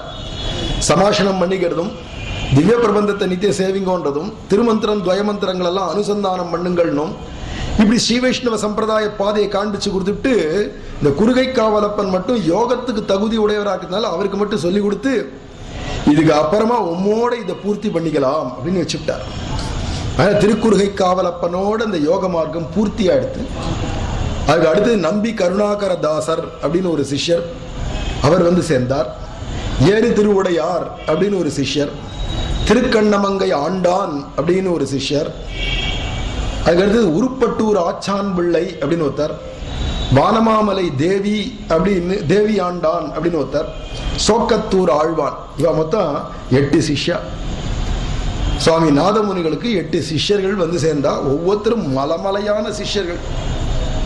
இதுல பிரதானமா ஓரளவு உபன்யாசம் கேட்டவா, ஏற்கனவே இந்த குரு பரம்பரை சரித்திரங்கள்லாம் கேட்டவாளுக்கு உய்யக்கொண்டார் பேர் தான் காதில் விழுந்திருக்கும்.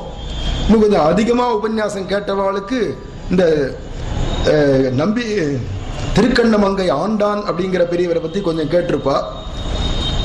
திருக்குறுகை காவலப்பன் அவரை பத்தி கொஞ்சம் கேள்விப்பட்டிருப்பா. மிச்சவாளெல்லாம் பத்தி குரு பரம்பரையிலே ரொம்ப காண கிடைக்கல. ஆனா இவெல்லாம் சிஷ்யர்கள் இருந்திருக்கா பிரதானமானு தெரியறது. இருந்த போதிலும் அதுலயும் பிரதானமா சொல்லக்கூடியவர்கள் உய்யக்கொண்டார் தான் முக்கியமான சிஷ்யர். எனக்கு அடுத்தது சம்பிரதாய பிரவர்த்தகன் நீதான் அப்படின்னு நியமிச்சிருக்கார். சம்பிரதாய பிரவர்த்தகன்னா எனக்கு அடுத்து ஜெகத்குரு நீதான் அப்படின்னு வச்சிருக்கார்.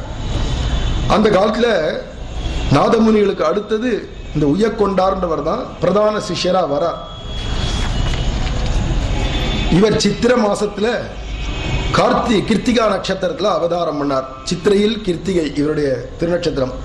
சித்திரையில் கார்த்திகை நாள் சிறக்க வந்தோன் வாழியே, சீலமிகு நாதமுனி சீருரைப்போன் வாழியே. எங்க போய் பேசினாலும் யார்கிட்ட உபன்யாசம் பண்ணாலும் முதல்ல சுவாமி நாதமுனிகளை பத்தி பேசிட்டு தான் ஆரம்பிப்பாராம் இந்த உய்யக்கொண்டார். ஏன்னா ஆச்சாரியனுடைய பெருமையை சொல்லிட்டு தான் அப்புறமா பகவத் விஷயமே பேசுவாராம். குருவை பத்தி பேசாத ஒரு விஷயமும் பேச மாட்டார். அப்பேற்பட்டவர் இவர். சிறந்த குரு பக்தரா விளங்கினவர் இந்த உய்யக்கொண்டார். மேஷமாசே சரோஜாட்சம் கிருத்திகா ஜாதமாஸ்ரயே நாதயோகி பதாம்போஜ துவந்த பிரவண மானசம் நம பங்கஜ நேத்ராய நாத ஸ்ரீபாத பங்கஜே ன்யஸ்த சர்வபராயாஸ்மத் குலநாதாய தீமதே. உய்யக்கொண்டாருக்கு நாதமுனிகள் குல தெய்வமா இருக்கார், ஆச்சாரியரா இருக்கார். நமக்கு உய்யக்கொண்டார் திருவடிகளே கதி அப்படின்றார். ஏன்னா நாதமுனிகளுடைய பெருமையை உலகத்துக்கு காண்பிக்க வந்தவர் இந்த உய்யக்கொண்டார் அப்படின்னு நீங்க சொல்றார். இவரும் வைகுண்டத்திலிருந்து வந்தவர் தான். ஜெயத்சேன சூரி அப்படிங்கிற நித்திய சூரியுடைய அம்சமாக வந்தவர் உய்யக்கொண்டார் அப்படின்னு காட்டப்படுறது.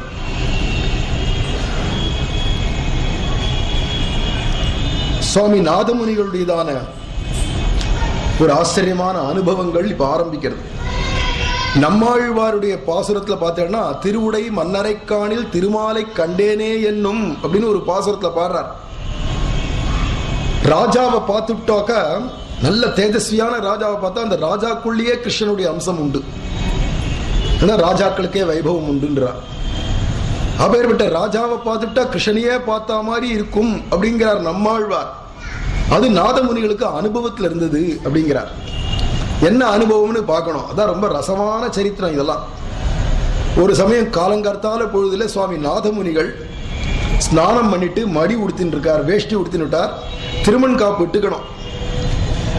அந்த சமயம் அவருடைய குமாரத்தி இருக்கா, பெண்ணு ஒத்தி இருக்கா. அந்த பெண்ணை கூப்பிட்டு, அடியே திருமண் காப்பு ஏறி அருள பண்ணணும், ஆசனத்தை போட்டு தீர்த்தத்தெல்லாம் எடுத்து வை, திருமண் காப்பு பெட்டி எடுத்து வை, நான் திருமணம் இட்டுக்கணும் அப்படின்னு இங்கேருந்தே வாசல்ல இருந்தே சொல்றார். இவர் நாதமுனிகள் பெரிய ஆச்சாரியர்னு சொல்லிட்டு இருக்கனா, ஆனா அவர் எப்படி இருந்தார்னா ஒரு சின்ன ஓலை குடிசை வீட்டில் தான் இருந்தார். அவருடைய திருமாளிகைன்றது ஒரு சின்ன குடிசை தான். ஏன்னா ஆடம்பரம் தெரியாதவர், ரொம்ப சுலபமானவர். சின்ன ஒரு குடிசை தான் அவருடைய திருமாளிகை. ஆசனம் போடு, தீர்த்தத்தை எடுத்து வை அப்படின்னு அவருடைய பெண்ணுக்கு உத்தரவு போட்டார். வாசலேருந்து உள்ளேந்து குரல் கேட்கிறது, அப்பா ஆசனத்தை ஆடு தின்னுட்டு கண்ணாடி எடுத்து வைனார். கண்ணாடியை குடிச்சுட்டு போயிடுத்துப்பா அப்படிங்கிறார். அந்த சமயம் சோழராஜன், அப்போ சோழ நாட்டுக்கு ராஜா எவனோ அந்த ராஜன் அந்த திருமாளிகை வழியா வந்தவன் உள்ளேன்னு இந்த குரல் கேட்ட உடனே பட்டுன்னு அவனுக்கு ஆச்சரியமா போயிடுது. ஆசனத்தை ஆடு தின்னுடுத்தா, கண்ணாடியை குடிச்சுடுத்தா, புரியலையே அப்படின்னா அந்த சோழராஜனுக்கே திக்குன்னு புரியாதனால கிட்ட வந்தான். சுவாமி, உள்ளேந்து இப்படி ஒரு குரல் கேட்டதே அர்த்தம் புரியலையே, ஆசனத்தை எங்கேயாவது ஆடு சாப்பிட முடியுமா, கண்ணாடியை குடிக்க முடியுமா, ஒன்றும் புரியலையே. பொதுவா ஞானிகளான பெரியவர்கள் தான் அவ பேசினா ரகசியமாவே இருக்கும், புரியா புதிரா இருக்கும்வா. இங்கேருந்து ஒரு பெண்ணினுடைய குரல் கேட்கறது, அதுவே இப்படி புரியா புதிரா பேசுறதே, இதுக்கு அர்த்தம் புரியலையே சுவாமி. அதுவாப்பா, அது ஒன்றும் இல்லை, நான் போட்டுக்கிற ஆசனம் தர்ப புல்லு தான், அது ஆடு கடிச்சு சாப்பிட்டு. நான் நெத்துக்கிட்டுக்கிறதுக்குன்னு வச்சிருக்கிற கண்ணாடி எதிரானா ஒரு கொட்டாங்குச்சியில் சரட்டாங்குச்சியில் இவ்வளோ தண்ணீர் வச்சிருப்பேன், அதில் தான் என் பிம்பத்தை பார்த்துன்னு நெத்திக்கிட்டுப்பேன். அந்த தண்ணீரை குடிச்சிட்டு போயிடுத்து ஆடுன்னு சொல்கிறான். அப்படின்னு உடனே ராஜா பார்க்குறான், ஆஹா ராஜா இவரை குருவா வச்சுருக்கான். அப்படி வச்சா குருநாதர் இவ்வளவு ஏழ்மையா இருக்காரு, ஒரு தர்பாசனம் தான் போட்டுக்காரா, ஒரு மணப்பலகை கூட இல்லையா அவருக்கு. கண்ணாடிய குடிச்சிட்டு போயிடுதுன்னா என்ன அர்த்தம், தண்ணீரையே கண்ணாடியா வச்சுன்னு அதில் பார்த்து பார்த்துட்டு இருக்கிறாரா, ஒரு கண்ணாடிக்கு கூட வழி இல்லைன்னு அர்த்தம். அவ்வளவு ஏழ்மையா இருக்காரே சுவாமி நாதமுனிகள். விசாரம் ரொம்ப உயர்ந்ததா இருக்கு, ஆனா ஏழ்மைன்றதுனால வருத்தம் இல்லை, சந்தோஷமா இருக்கார்.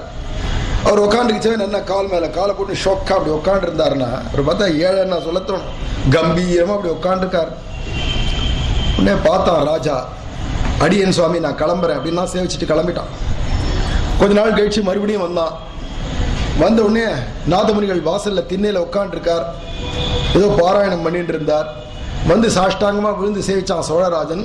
சுவாமி, இதெல்லாம் அடியன் குரு தட்சணையா சமர்ப்பிச்சேன், இதெல்லாம் ஏத்துக்கணும் அப்படின்னு கொண்டு வந்து சமர்ப்பிச்சா. என்னதுன்னு பார்த்தா தந்த பலகை, அந்த தந்தத்திலேயே செஞ்ச பலகை ஆசனம், அதுல நிறைய வைர வைடூரியங்கள்லாம் வச்சு பதிச்சு, அந்த மூலையெல்லாம் தங்க பூண்கள்லாம் போட்டு அதுல எல்லாம் நிறைய ரத்தனங்களை வச்சு பதிச்சு ஆச்சரியகரமான ஒரு தந்த பலகையை பரிசா கொடுத்தா. அப்புறம் தங்கத்திலேயே ஃப்ரேம் போட்ட கண்ணாடி, பூரா ரத்தனங்கள் வச்சு பதிச்சு அற்புதமான ஒரு கண்ணாடி, அதையும் பரிசா அப்படி கொடுத்தான். இதெல்லாம் அடியன் தேவருக்கு சமர்ப்பிக்கிற குரு தட்சணையா ஏத்துக்கணும். ஆச்சாரியன் இப்படி இருக்கிறது சந்தோஷமா இல்லையே. சிஷ்யனாகி நான் ஒரு ராஜாவா இருக்கேன், எப்படி சுகபோகத்தை இருக்கேன், நடந்தாலே வெல்வெட்ல தான் நடப்பேன், அப்படிலாம் இருக்கிற சுகபோகமா. ஆச்சாரியனுக்கு இது கூட இல்லையே, அதை ஏத்துக்கணும். உடனே அப்படி திரும்பி பார்க்கிறார், ஒரு பார்வை கம்பீரமா பார்த்துட்டு, அப்பா அந்த ஆசனத்தை ஆடு குடிச்சுட்டா வேற ஆசனம் போட்டுக்கலாம்பா, இந்த கண்ணாடியை ஆடு குடிச்சிட்டு போயிடுத்துன்னா வேற தண்ணீர் ஊற்றி வச்சுக்கலாம், ஆனா நீ கொடுத்த இந்த தந்தமும் வைரமும் வைடூரியம் பதிக்கப்பட்டதும் தங்கத்துல ஃப்ரேம் போட்ட கண்ணாடியும் கொடுத்தியானா அப்புறமா நான் இதை ஜாக்கிரதைப்படுத்துறதுக்கு வீடை கதவெல்லாம் வச்சு பூட்டணும், அதுக்கு ஒரு பீர்வா வாங்கணும் அடுத்தது. இப்போ அதுக்காக வேண்டி எல்லாம் நான் பண்ணணும். இப்போ வரிசையா அப்புறமா நான் எங்க போனாலும் அது தந்த பலகை, அது தங்க கண்ணாடி, தந்த பலகை, தங்க கண்ணாடி. கடைசியில் என்னடா நான் பெருமாளை மறந்துடுவேன், தந்தமும் தங்கமும் தான் இருக்கும் என் மனசுல, ஏன்னா எனக்கு தேவையில்லை எடுத்துன்னு போ அப்படின்னுட்டார். அதுதான் அவருடைய ஞான வைராகிய ராசையே நாதாய முனையே அகாத பகவத் பக்தி சிந்தவே. தேடின் வந்தாலும் ஐஸ்வர்யம் கணக்குன்னு தூக்கி எறிகிறார். ததிதராணி திருநாயமேனே அப்படிங்கிறோம் இல்லையா ராமானுஜரை பத்தி. அந்த அச்சுதனுடைய பாதார விந்தத்தை தவிர மிச்சதெல்லாம் திருணத்துக்கு சமம், புல்லுக்கு சமமா மதிக்கிறவா. தூக்கி கொடுத்துட்டார், எடுத்துன்னு போன்னுட்டார். அப்பேற்பட்ட வைராகிய சம்பன்னர். ராஜா பார்த்தா ஆச்சரியப்படுறான். இது இவருடைய வைராக்கியத்தை காட்டக்கூடிய சம்பவம். இது மற்றொரு நிகழ்ச்சி. ஒரு சமயம் ராஜா தன்னுடையதான குதிரைப்பாகரனோட குதிரையில ஏறி வந்திருக்கார். ராஜாவே கொஞ்சம் கருப்பாக தான் இருப்பான் சோழராஜன். ஸ்வேதாஸ்வஹா கிருஷ்ணசாரதிஹி அப்படின்வா பார்த்த சாரதி பத்தி சொல்லச்சு. குதிரை வெள்ளவெளியல்னு குதிரை, கருப்பான சாரதி கண்ணபிரா. எப்படி இருக்கும்? கான்ட்ராஸ்டிங் கலரா இருக்கு இல்லையா? அத மாதிரி வெள்ளவெளியன்ற குதிரையில கருப்பான இந்த சோழராஜன் அங்கேருந்து வந்து வாட்ட சாட்டமா இருக்கு குதிரையே. அது மேல ஏறி நல்ல கட்டுமஸ்தானான தேஜசான திருமேனியோட வந்து இந்த ராஜா அப்படி இறங்கி இப்படி வரான். ஆச்சாரியரை சேவிக்கணும்னு வரான். வாசல்ல உட்காண்டே இப்படி பார்த்துட்டு இருந்தார் இல்லையா நாதமுனிகள், அந்த சிஷ்யன் தான் வரான், ராஜா தான் வரான் சோழராஜன். அவனை பார்த்த உடனே எழுந்து சாஷ்டாங்கமா விழுந்து சேவிச்சுட்டான். சுவாமி நாதமுனிகள் ராஜாவை பார்த்து விழுந்து சேவிச்சுட்டார். கதை சொல்லலாம், கதை கேட்கலாம். அந்த ராஜாவுக்கு எப்படி இருக்கும்? நம்ம குருநாதர் போய் நம்மளை போய் சேவிக்கிறதா? கைகால் வெலத்து படுத்து ராஜாவுக்கு, சுவாமி என்ன தேவரீர் போய் அடியனை போய் சேவிக்கிறீரே, இது உச்சிதம் இல்லையே அப்படின்லாம் பதறி போய் கேட்டான்.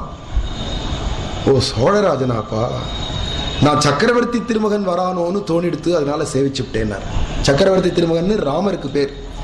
ராமச்சந்திர பிரபு கருப்பான திருமேனியோட வெள்ளவெளன்ற குதிரையில வாட்ட சாட்டமான குதிரையில அப்படி இறங்கி கம்பீரமா எப்படி வருவாரோ அப்படி இருக்கு தோற்றத்தை பார்த்த உடனே இவன் ராஜா வரான், சோழராஜன் வரான், என் சிஷ்யன் வரான்றதெல்லாம் மறந்து சாட்சாது ராமச்சந்திர பிரபுவோன்னு தோணிடுத்தான்.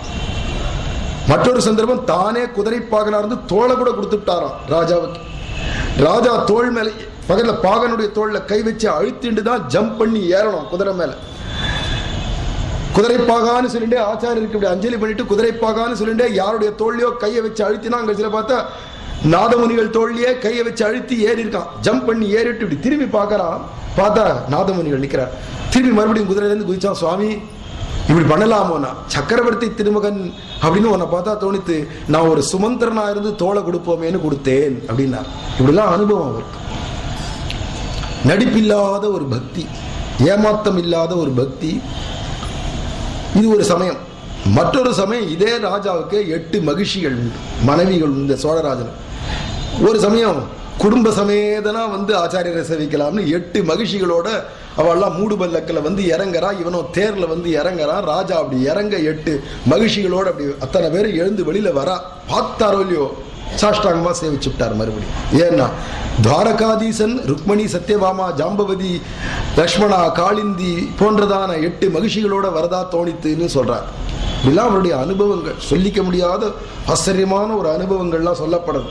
யச்சோழராஜம் அபிவிக்ஷயாதிரூடம் மத்வாத்தமேவ ரகுநாயகம் இஷ்ட தெய்வம் பக்தியாயுதா சவிநயம் சிரசாவந்தே வந்தாமகே தமிக நாத முனிம் மகாந்தம். இந்த சரித்திரத்தெல்லாம் ஸ்லோகமா எழுதி வச்சுட்டார் கிருஷ்ண பிரேமி சுவாமிகள் அண்ணா. இங்க ஆச்சரியமா நம்ம அண்ணா சொல்றாரு, சோழராஜம் அபிவிக்ஷ ஹயாதிரூடம். குதிரையில வர அந்த சோழராஜனை பார்த்து என்ன நினைச்சா, நான் மத்வா தமேவ ரகுநாயகம் இஷ்ட தெய்வம், ரகுநாதனே வந்துட்டான்னு தோணித்தான். இப்படிலாம் ஆச்சரியமான சிஷ்ய சமூகத்தோட பரம பக்தி உடையவராக இருந்திருக்கார். ஒரு சந்தர்ப்பம் நாதமுனிகளுடைய தேவியார் மனைவியார் அவ பிறந்த வீட்டுக்கு போயிருக்கா. ஏதோ பிறந்த வீட்டில் ஒரு விசேஷம்னா போவா. அது மாதிரி போயிருக்காரு. நாதமுனிகளும் இங்க கைங்கரிலே இருக்கார் காட்டுமன்னார் கோவில்லையே. தன்னுடைய மனைவி ஒரு 10-15 நாள் அங்க இருந்துட்டா தேவியார். அவளை அழைச்சின்னு வரணும் மறுபடியும். இவருக்கு போறதுக்கு அவகாசம் இல்லை, கைங்கரியம் இருக்கிறதுனால தன்னுடைய சொந்த சிஷ்யரா இருக்கிற உய்யக்கொண்டாரை பார்த்து, நீ போய் தேவியார் அழைச்சின்னு வா. தேவியாருக்கு அம்மங்கார்னு சொல்லுவா பொதுவா. ஆச்சாரியனா ஐயங்காரனும் அவருடையதான தேவியாருக்கு அம்மங்கார்னு சொல்றது ஒரு வழக்கம். ஆச்சாரிய பத்தினிய நீ போய் அம்மங்கார் அழைச்சின்னு வா அப்படின்னு சொல்லிவிட்டார். இந்த உய்யக்கொண்டார் கிளம்பி நாதமுனிகளுடைய மாமியார் கிரகத்துக்கு போனார்.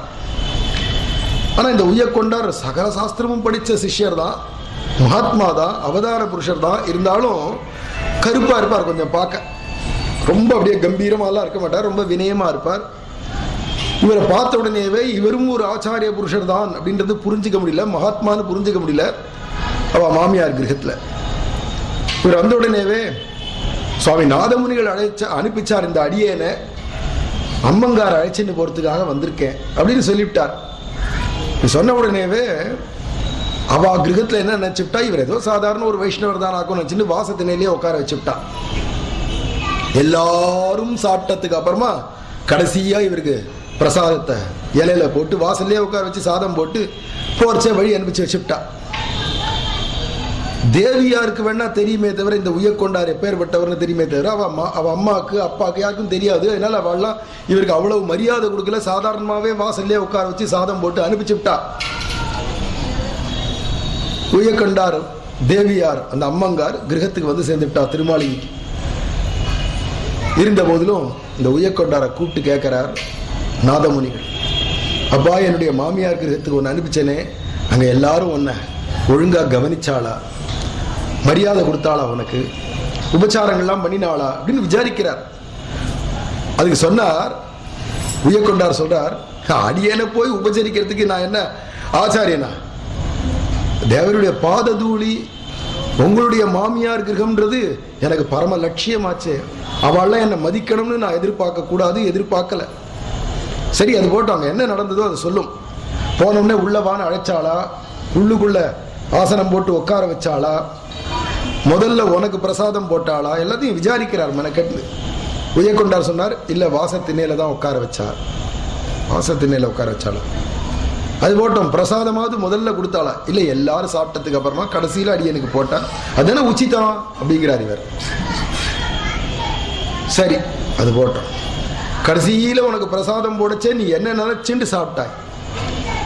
நான் எப்பேற்பட்டவன், சகல சாஸ்திரமும் படிச்சிருக்கேன், எனக்கு முதல்ல சாதம் போடாது, இவ அத்தனை பேர் சாப்பிட்டு இவ வீட்டில் இருக்கிற அநேகமா வேலைக்காரி கூட சாப்பிட்டாச்சு, மிச்ச பிரசாதத்தை எடுத்து எனக்கு போறாளே அப்படின்னு உன் மனசுல பட்டுதுலா? என்ன பட்டுது உன் மனசுல அந்த சமயத்துல? என்ன நினைச்சாய் அப்படின்னு கேட்டார். முதல்ல போட்டிருந்தா வெறும் பகவத் பிரசாதம் தான் கிடைச்சிருக்கும். அவ கிரகத்துல திருமாளிகையில் இருக்கிற அத்தனை பேரும் சாப்பிட்டு கடைசியில எனக்கு போட்டதுனால இத்தனை சாதுக்களும் சாப்பிட்டதான பிரசாதம், இத்தனை வைஷ்ணவ அடியார்களும் சாப்பிட்ட பிரசாதம் பாகவத பிரசாதம் கிடைச்சதே, இது பரமோச்சிஷ்ட பிரசாதம் நினைச்சுட்டு சாப்பிட்டேன் அப்படிங்கிறார். சாது உச்சிஷ்டம் மயா பிராப்தம் மகாபாகிய வசேனஹி. என்ன பாக்கியமோ எனக்கு இன்னைக்கு இத்தனை ஸ்ரீ வைஷ்ணவர்களும் சாப்பிட்டு கடைசியா இவ்வளவு பிரசாதம் கிடைச்சது. முதல்ல கிடைச்சிருந்தா இத்தனை பேருடைய உச்சிஷ்டமும் கிடைச்சிருக்காது அப்படின்னு என் மனசுல பட்டுதுன்னு சொன்னார். உடனே நாதமுனிகள் எழுந்து சேர்த்து அவரை கட்டிண்டார். இனிமே எனக்கு அடுத்த ஆச்சாரிய பீடத்துல நீதான் இருக்கணும் அப்படின்னு உட்கார வச்சுட்டார். ஏன்னா இந்த வினயம், இவ்வளவு தகுதி இருக்கிறவர் ஆனா இவ்வளவு வினயமா இருக்கிறது ரொம்ப ஆச்சரியம். அது மட்டும் இல்ல, குரு பக்தி எப்படி இருக்குடானா, குரு பக்தின்னு சொன்னா குருநாதரை பார்த்தாலே ஒரு பக்தி வருதே அதிசயமா இருக்கு இந்த காலத்துல. குரு கிட்டே பக்தி வருதோ மதிப்பு வருதோ கஷ்டம் இந்த காலத்துல. அப்படி இருந்துச்சா குருவுக்கு மாமியார் வீடு, அவ வீட்டுல போய் அவ அத்தனை பேரும் ஒருவேளை அவாத்து வேலைக்காரிகள் கூட சாப்பிட்டா விட்டு கூட கடைசியில நமக்கு போட்டாலும் அதையும் பரம பிரசாதம்னு ஏத்துக்கணுமானா அவ குருவோட சம்பந்தப்பட்டவான்னு தூரத்து உறவுக்காரான்னு யார் இருந்தாலும் அவ அத்தனை பேரும் நமக்கு குருஸ்தானம் தான் அப்படிங்கிற உயர்ந்த தகுதி இவர்கிட்ட இருக்கு. இதுதான் குரு பக்தின்னு பேர். அந்த குரு பக்தி உமக்கு எப்ப இருக்கோ நீர் அடுத்த குருவாக இந்த ஆசனத்துல நீர் உட்காரும் அப்படின்னு அவருக்கு பட்டாபிஷேகம் பண்ணி வச்சுட்டார் அப்படின்னு தெரியறது. கடைசி காலம் சுவாமி நாதமுனிகளுக்கு கடைசி காலம் வந்துடுது. கடைசி காலம்னா என்ன, நோய்வாய்ப்பட்டு இப்படி கிடக்கிறாரான்னா அதெல்லாம் ஒண்ணு. வயசாயிண்டு வருது. உயர்கொண்டாரை பார்த்து நீர் தான் அடுத்தது எனக்கு அடுத்த ஆச்சாரியர்னு நியமிச்சுட்டார். இனிமே நீ எல்லாருக்கும் சமாஷணம் பண்ணி வை, சங்கு சக்கர முத்ராதானத்தை நீரே பண்ணும், நீரே ஆச்சாரிய பீடத்துல இரும் அப்படின்னு அவர்கிட்ட எல்லாத்தையும் ஒப்படைச்சிட்டு இவர் அனுபவத்திலேயே இருக்கார், தியானத்திலேயே இருக்கார். பக்கத்திலேயே அந்த காட்டுமன்னார் கோயிலே பக்கத்திலேயே பெருமாள் கோவில், வீரநாராயண பெருமாள், அந்த பெருமாள் கோவில்ல போய் பெருமாளை சேவிக்க ஒரு நாள் போயிருந்தார். அந்த சமயமா வாசல்ல ஒரு வேடுவன் மொத்தம் வந்தான். அங்கிருந்து வந்த உடனே இந்த வேடுவன் சுவாமி நாதமுனிகள் எழுந்தருள் இருக்காரா அப்படின்னு வாசல்ல இருந்தே கேட்டான். உள்ள அவ தேவியா இருக்கா, அவளுக்கும் இப்ப வயசாயிடுத்து. அந்த அம்மங்கார் வெளியில வந்தா, இல்லையேப்பா இப்பதான் சன்னதிக்கு போயிருக்கார், பெருமாளை சேவிச்சு தீர்த்தம் வாங்கிக்கலான்னு சன்னதிக்கு போயிருக்கார் அப்படின்னு அந்த அம்மாள் சொல்ல, சரி ஐயா நாதமுனிகள் ஐயா வந்தாரானா அடியன் வந்துட்டு போனேன்னு சொல்லும் அப்படின்னு சொல்லிட்டு அந்த ஆள் கிளம்பிட்டான். ஒரு வேடுவன் கையில வில்ல வச்சுன்னு வந்திருக்கான்.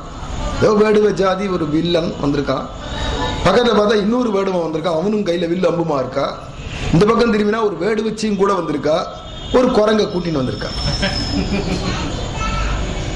ஐயா வந்தாரானா நான் வந்துட்டு போனேன்னு சொல்லுங்க அப்படின்னு மட்டும் கம்பீரமா சொல்லிட்டு இந்த வேடுவன் கிளம்பி போயிட்டான்.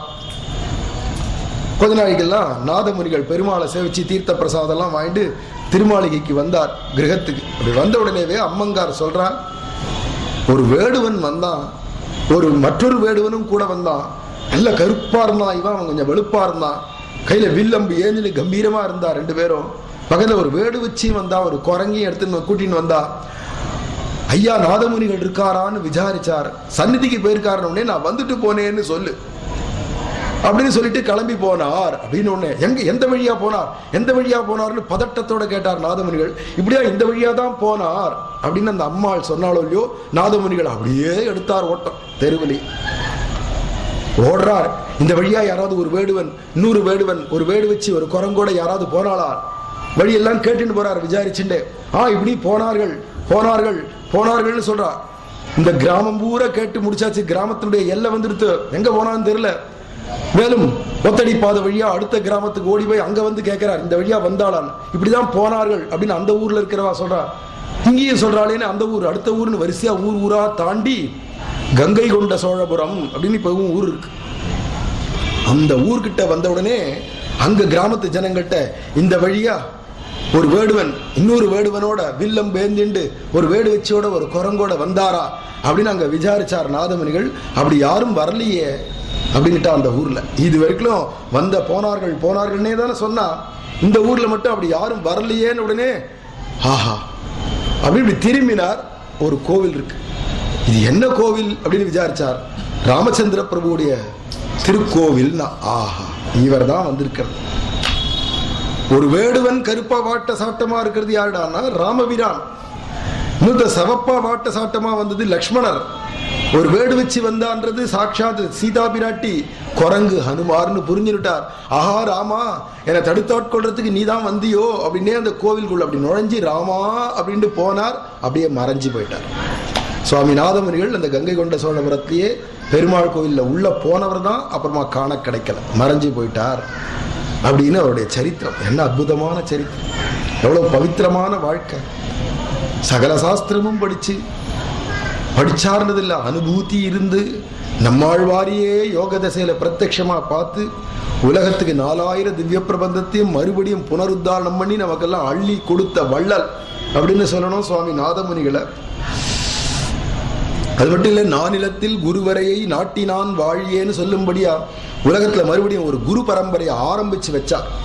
நாதமுனிகள் தான் ஆரம்பிச்சு வச்சார். அதனால்தான் சுவாமி மணவாள மாமுனிகளும் நாதமுனி முதலாம் நம் தேசிகரை எல்லால் பேதை மனமே உண்டோ பேசு அப்படின்னு உபதேச ரத்னமால சொல்றார்.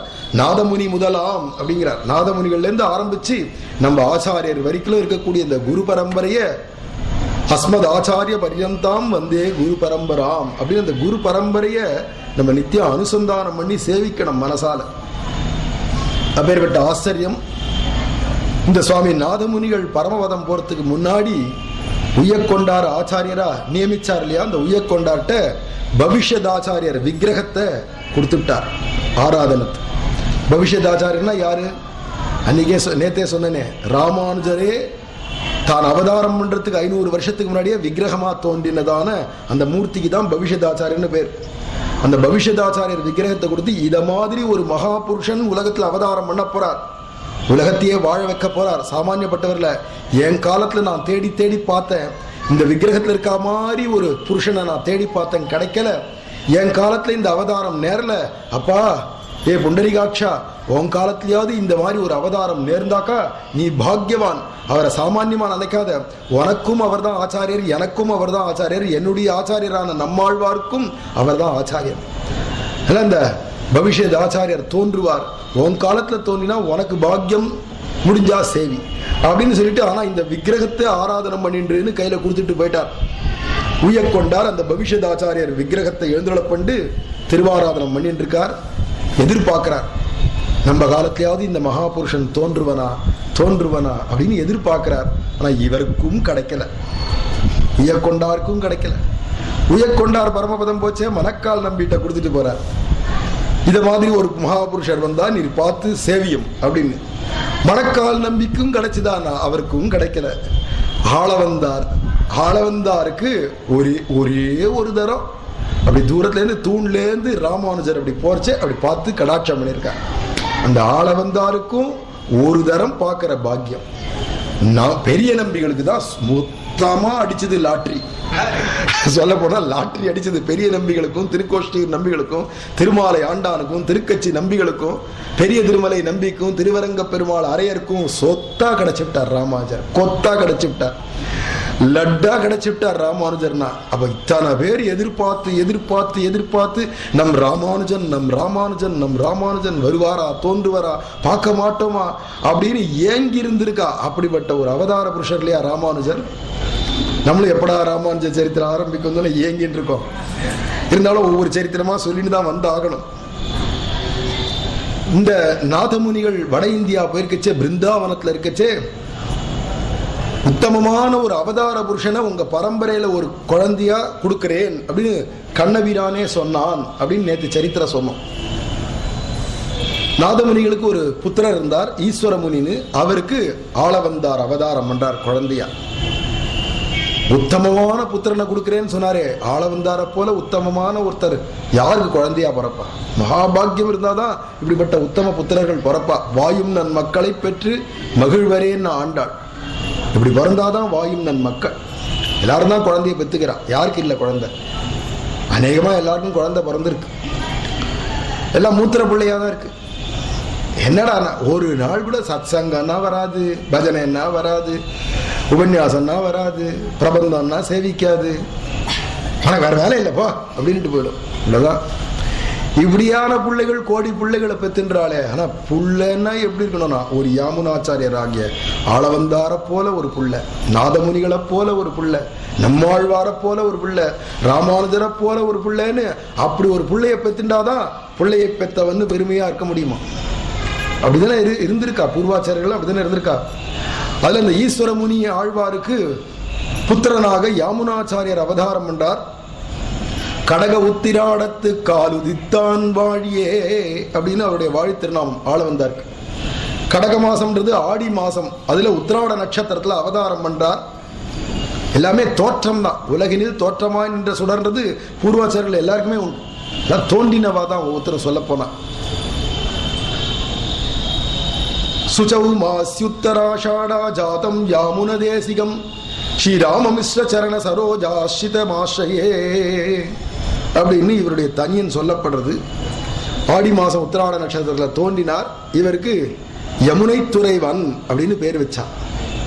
ஏன்னா இவ தாத்தா நாதமுனிகளுக்கு எப்பப்பாரு இந்த யமுனை துறைவன்ட்டே ஈடுபாடு, பிருந்தாவனத்திலே ஈடுபாடு, கண்ணபிரான்ட்டே ஈடுபாடா இருக்கிறதுனால ஆண்டாளுக்கும் அதே யமுனை துறைவன்ட்டு தான் ஈடுபாடு. அதுதான் யமுனை துறைவனை அப்படின்னு 5வது பாடல்ல பாடுறா இல்லையா. அதே பேரை பிள்ளைக்கு, இந்த பிள்ளைக்கு வைக்கணும்னு ஈஸ்வர முனிகளுக்கு தோணித்து ஆளவந்தாருக்கு முதல்ல யமுனை துறைவன் தமிழ்லையும் சம்ஸ்கிருதத்துல யாமுனாச்சாரியர் அப்படின்னு தான் முதல் பேர். அவருக்கு இயற்பெயர் அதுதான், யமுனை துறைவன் தான் பேர். நாளொரு மேனியும் பொது ரெண்டுமா வளர்ந்துன்னு வரார். அந்தந்த காலத்துல செய்ய வேண்டியதான கிரியைகள் எல்லாம் யதோக்தமா அவ அப்பாவே செஞ்சு வச்சார். ஏனோ இப்பேற்பட்ட அவதார புருஷனை பெற்ற அவ அப்பா சீக்கிரத்திலேயே அவரும் பரமபதம் போயிட்டார். ஈஸ்வர முனிகளும் ஆளவந்தாருக்கு அப்பாவும் பரமபதம் போயிட்டார், தாத்தாவும் போயிட்டார், அப்பாவும் போயிட்டார். இப்ப யாருன்னா ஆச்சாரியன் திருவடியில தான் இருக்கணும். ஆனா பாடசாலையில தான் போய் சேர்ந்து படிக்கிறாரு, இன்னும் ஆச்சாரியன்ட்ட போய் சேரல. இந்த சந்தர்ப்பத்தில் நாதமுனிகளுடைய பிரதம சிஷ்யரான உய்யக்கொண்டார் தானே குருவா இருந்துன்னு இருக்கார். அந்த உய்யக்கொண்டாருக்கு பல சிஷ்யர்கள் வந்து சேர்ந்தா அதுல மணக்கால் நம்பிகள் அப்படிங்கிற ராமமிஸ்ரர்னு ஒருத்தர் வந்து சேர்றார். மணக்கால்ன்ற ஊர்ல பிறந்ததுனாலேயே மணக்கால் நம்பிகள்னு சொல்றா அவரை. அந்த மணக்கால் நம்பிகள்ன்ற ராமமிஸ்ரர் வந்து சிஷ்யராக வந்து சேர்ந்தார். அவருடைய குரு பக்தி எப்படி இருக்குன்னு பாருங்க. இந்த உய்யக்கொண்டாருக்கு கல்யாணம் ஆச்சே தவிர மனைவி சீக்கிரத்திலே பரமபதம் போயிட்டா. 2 பெண் குழந்தைகள் மட்டும் இருக்கா, 2 சிறுசுகள் சிறுமிகளா இருக்கா, 2 குழந்தைகளும். உய்யக்கொண்டார் அந்த தன்னுடைய தேவியார் பரமபதம் போயிட்டான்றதுக்காக இன்னொரு பெண்ணை கல்யாணம் பண்ணிக்கல. இந்த குழந்தைகளை வளர்க்கணுமே, அதுக்காவது கல்யாணம் பண்ணிக்கலாமேன்னு 2வது கல்யாணம் பண்ணிக்கல. ராமர் எப்படி இருந்தார், நானும் அப்படியே இருக்கு அப்படின்னு இருக்காரு. அங்க லவகுஷால் எப்படி 2 பேரோ அது மாதிரி இவருக்கும் 2 பெண்மணிகளாக 2 குழந்தைகள். யார் இந்த குட்டிகளை பார்த்துக்கிறது? இவரும் ஆச்சாரியரா இருக்கா, வரவா போறவாளுக்கெல்லாம் உபதேசம் பண்றதுக்கே சரியா இருக்கும். மேலே திருவாராதனத்தை வேற பார்த்தாகணும், தளிகை போன்றவைகளெல்லாம் பார்க்கணுமே, சமையல் பண்ணணுமே, இந்த குழந்தைகளெல்லாம் வளர்க்கணுமேனா அவருக்குன்னு ஒரு சிஷ்யர் வந்தார். இந்த மணக்கால் நம்பிகள் இருக்காரே, அவர் சொந்த சகோதரிகளை போல அந்த குட்டிகளெல்லாம் பார்த்து பார்த்து அப்படி வளர்த்துன்னு வரார். ஆச்சாரியனுடைய புத்திரி, ஆச்சாரியனுடைய புத்திரிகள் அப்படின்னு அந்த புத்திரிகள் எல்லாம் தான் என்னமோ அப்படி ஆச்சாரியனை போலவே அப்படி கைங்கரியம் பண்ணிட்டு வரார். ஒரு சமயம் இந்த மாதிரி மழை காலம், இந்த குட்டிகள் எல்லாம் காவேரியில போய் ஸ்நானம் பண்ணி அழைச்சின்னு வருது வழக்கம். இவர் தான் மணக்கால் நம்பிகள் தான். அப்படி இந்த 2 குட்டிகளையும் அழைச்சிட்டு போயிட்டு வரார். போர்ச்ச கூட அங்கே போகிற வழியில் ஒரு கால்வாய் இருக்குது, அதில் தண்ணீர் ஓடும். சில சமயம் கொஞ்சமாக தான் ஓடும், சாக்கடை மாதிரி இருக்கும். அதை தாண்டி குதிச்சு போயிடலாம் சாதாரணமாக. ஆனால் இன்னைக்கோ கொஞ்சம் அதிகமாக மழை பெஞ்சதுனால சாக்கடையில் அதிகமாக தண்ணீர் ஓடுறது. நாதமுனிகள் காலத்தால் தீர்த்தமாடிட்டு வந்தார், உயக்கொண்டார் போய் தீர்த்தமாடிட்டு வந்தார் காவேரியில். போர்ச்ச வரைச்ச அந்த சாக்கடையில் அதிகமாக ஜலம் போடுதுன்னு பார்த்துட்டு வந்துட்டார். இப்போ இந்த குட்டிகளை 2 பேரையும் இந்த மணக்கால் நம்பிகள் அழைச்சின்னு போய் ஸ்நானம் பண்ணி வச்சுட்டு திருப்பி அழைச்சின்னு வந்தார். வாசல்லையே உட்காந்துக்கிற உயக்கொண்டார் இந்த 2 குட்டிகளுடையும் காலையும் பார்த்தார். என்னதாலும் அந்த சேரில் காலை வச்சுட்டு வந்திருப்பா, காலை அலம்பிக்கிறதுக்காக சொம்புல ஜலம் வச்சுட்டு காத்துட்டு இருந்தார். அந்த குட்டிகள் 2 வந்தது. காலில் பார்த்தா ஒரு அசுத்தம் இல்லை, சேறுபடாத வந்திருக்கு. உடனே கேட்டார் ஆச்சரியமா, ஏம்மா அங்கே வரைச்ச ஒரு சேர் இருக்கும், சகதியமாக இருக்குமே, சாக்கடையாக இருக்குமே, அதில் அசுத்தமாக இருக்குமே, காலு அசுத்தம் இல்லாத வந்திருக்கே, எப்படி வந்தேள் அப்படின்னு கேட்கச்ச இந்த குட்டிகள் சொல்றது, நம்ம மணக்கால் நம்பி மாமா இருக்காரு, அவர் தான் அந்த சாக்கடையில் படுத்துனுட்டார், குப்பரக்க படுத்துனுட்டார். என் முதுகுல காலை வச்சு தாண்டி போங்கன்னு சொன்னா அவ முதுகுல காலை வச்சு தாண்டி குதிச்சு வந்துட்டோம், காலில் சேறுபடாத வந்துட்டோம் அப்படின்னு சொல்றது. பின்னாடியே இந்த மணக்கால் நம்பிகளும் வரார், உடம்பு பூரா சாக்கடையா இருக்கு. குட்டிகளை கொண்டு வந்து விட்டுட்டு நம்ம போய் ஸ்நானம் பண்ணிட்டு வருவோம்னு இருக்கார் அவர். பார்த்தோன்னே ஏற இறங்க, ஓய் மணக்கால் நம்பிகளே இப்படி செய்யலாமா? அதனால இங்கே குப்புறப்படுத்தின்ட்டீராமே சாக்கடையில், இந்த குட்டிகளுக்கு பாலம் மாற்றதில் தாவி குதிக்க சொல்லிடாமே முதுகுல காலை வச்சு, இப்படி பண்ணலாமா? நீர் எப்பேற்பட்ட தகுதி உடையவர், சகல சாஸ்திரமும் படித்தவர் ஆச்சே நீர் அப்படின்னு கேட்கிறார் மணக்கால் நம்பிகள். பார்த்து உயக்கொண்டார் கேட்கிறார். உடனே இந்த மணக்கால் நம்பிகள் சொல்றார், தேவரீர் வேற இல்லை, உங்களுடைய குமாரத்திகள் வேற இல்லையே, குமாரத்திகளுடைய காலில் சேறுபடாத இருக்கிறதுக்கு அடியன் முதுகுல தாண்டிட்டு தான் போகட்டுமேனு நான் தான் குப்பரகப்படுத்தின்றேன் அப்படின்னு இதை சொன்ன உடனேவே கரகரான் கண்ணீர் வந்துடுத்து. இவருடைய குரு பக்தியை பார்த்து சேர்த்து கட்டின்றார். இனிமேல் எனக்கு அடுத்த வாரிசா நீ தான் ஆச்சாரியனா இருக்கணும் அப்படின்னு நியமிச்சுட்டு மணக்கால் நம்பிகளை ஆச்சாரிய பீடத்தில் உட்கார வச்சுட்டு உயக்கொண்டார். அந்த பவிஷ்யத் ஆச்சாரியர் விக்கிரகமான ராமானுஜருடைய விக்கிரகத்தையும் எழுந்துள்ள பண்ணி, இவர் தான் நமக்கெல்லாம் முக்கிய மூல புருஷர் அப்படிங்கிறத காண்பிச்சு கொடுத்துட்டு உயக்கொண்டாரும் வைகுண்டம் போய் சேர்ந்துட்டார். அதுக்கு அடுத்தது மணக்கால் நம்பிகள் இப்போ ஆச்சாரியராக வந்துட்டார். இந்த சமயம் ஆள வந்தார்னு சொல்றோம், இந்த யாமுனாச்சாரியருக்கு 7 வயசு இருக்கும். இவதான் பாடசாலையில் கொண்டு போய் சேர்த்திருக்கார். பாடசாலையில் படிக்கிறதுக்குன்னு போயிருக்கார். ரொம்ப அற்புதமான சரித்திரம், இதெல்லாம் கேட்கறதுக்கே ஆச்சரியமா இருக்கும். 7 வயசு மகாபாஷ்ய பட்டர் அப்படின்னு அந்த ஊர்லேயே பிரசித்தமானவர், ஒரு பெரிய பண்டிதர். அவருடைய பாடசாலையில் தான் கொண்டு போய் யமுனை துறைவனாகிய யாமுனாச்சாரியரை படிக்கிறதுக்கு விட்டுருக்கா. பூனல் போட்ட உடனேவே அந்த இடத்துலாம் வேதம் படிக்க போனோம். வேதம் படிக்கச்சவே காவியம், நாடகம், அலங்காரங்கள் போன்றவைகள்லாம் சம்ஸ்கிருத சாஸ்திரத்தில் அடிப்படையான சாஸ்திரங்கள் இதெல்லாம் படிக்க சொல்லி தருவா, கிராமர்லாம் கூட. இப்போதான் ராமஹ ராமௌ ராமாஹ, ராமம் ராமௌ ராமான்னு சொல்லுடா அப்படின்னா இந்த குழந்தை சொல்லும். அப்படிதான் ஆரம்ப பாடம் இப்பதான் படிக்கிறது. சப்த மஞ்சரியே இப்பதான் படிக்கிறது. இதெல்லாம் படிக்க ஆரம்பிச்சிருக்கார். ஆனா என்னைக்குமே விளையும் பயிர் முளையிலேயே தெரியும்னு சொல்லுவா இல்லையா, பார்க்கறதுக்கு 7 வயசு பையன் இப்பதான் படிக்க ஆரம்பிச்சிருக்கார். ஆனா இவருடைய ஞானம் பிறவியிலேயே இருக்கு. அவதார புருஷன். யாருடைய அவதாரம் தெரிஞ்சுக்க வேண்டாமா?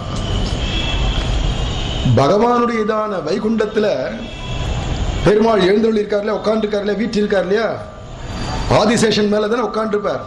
இதுதான் ஆதிசேஷன் வச்சுக்கோங்களேன். அதுக்கு மேல ஒரு ஆசனம் போட்டுன்னு தானே நம்ம உட்காடுறோம். அதே மாதிரி பெருமாளும் ஆதிசேஷனே ஒரு ஆசனம் தான். அதுக்கு மேல ஒரு மெத்த மாதிரி ஒரு வெல்வெட்டு மெத்த ஒன்று போட்டிருக்கும். அதுக்கு பேர் சேஷாசனம்னு பேர்.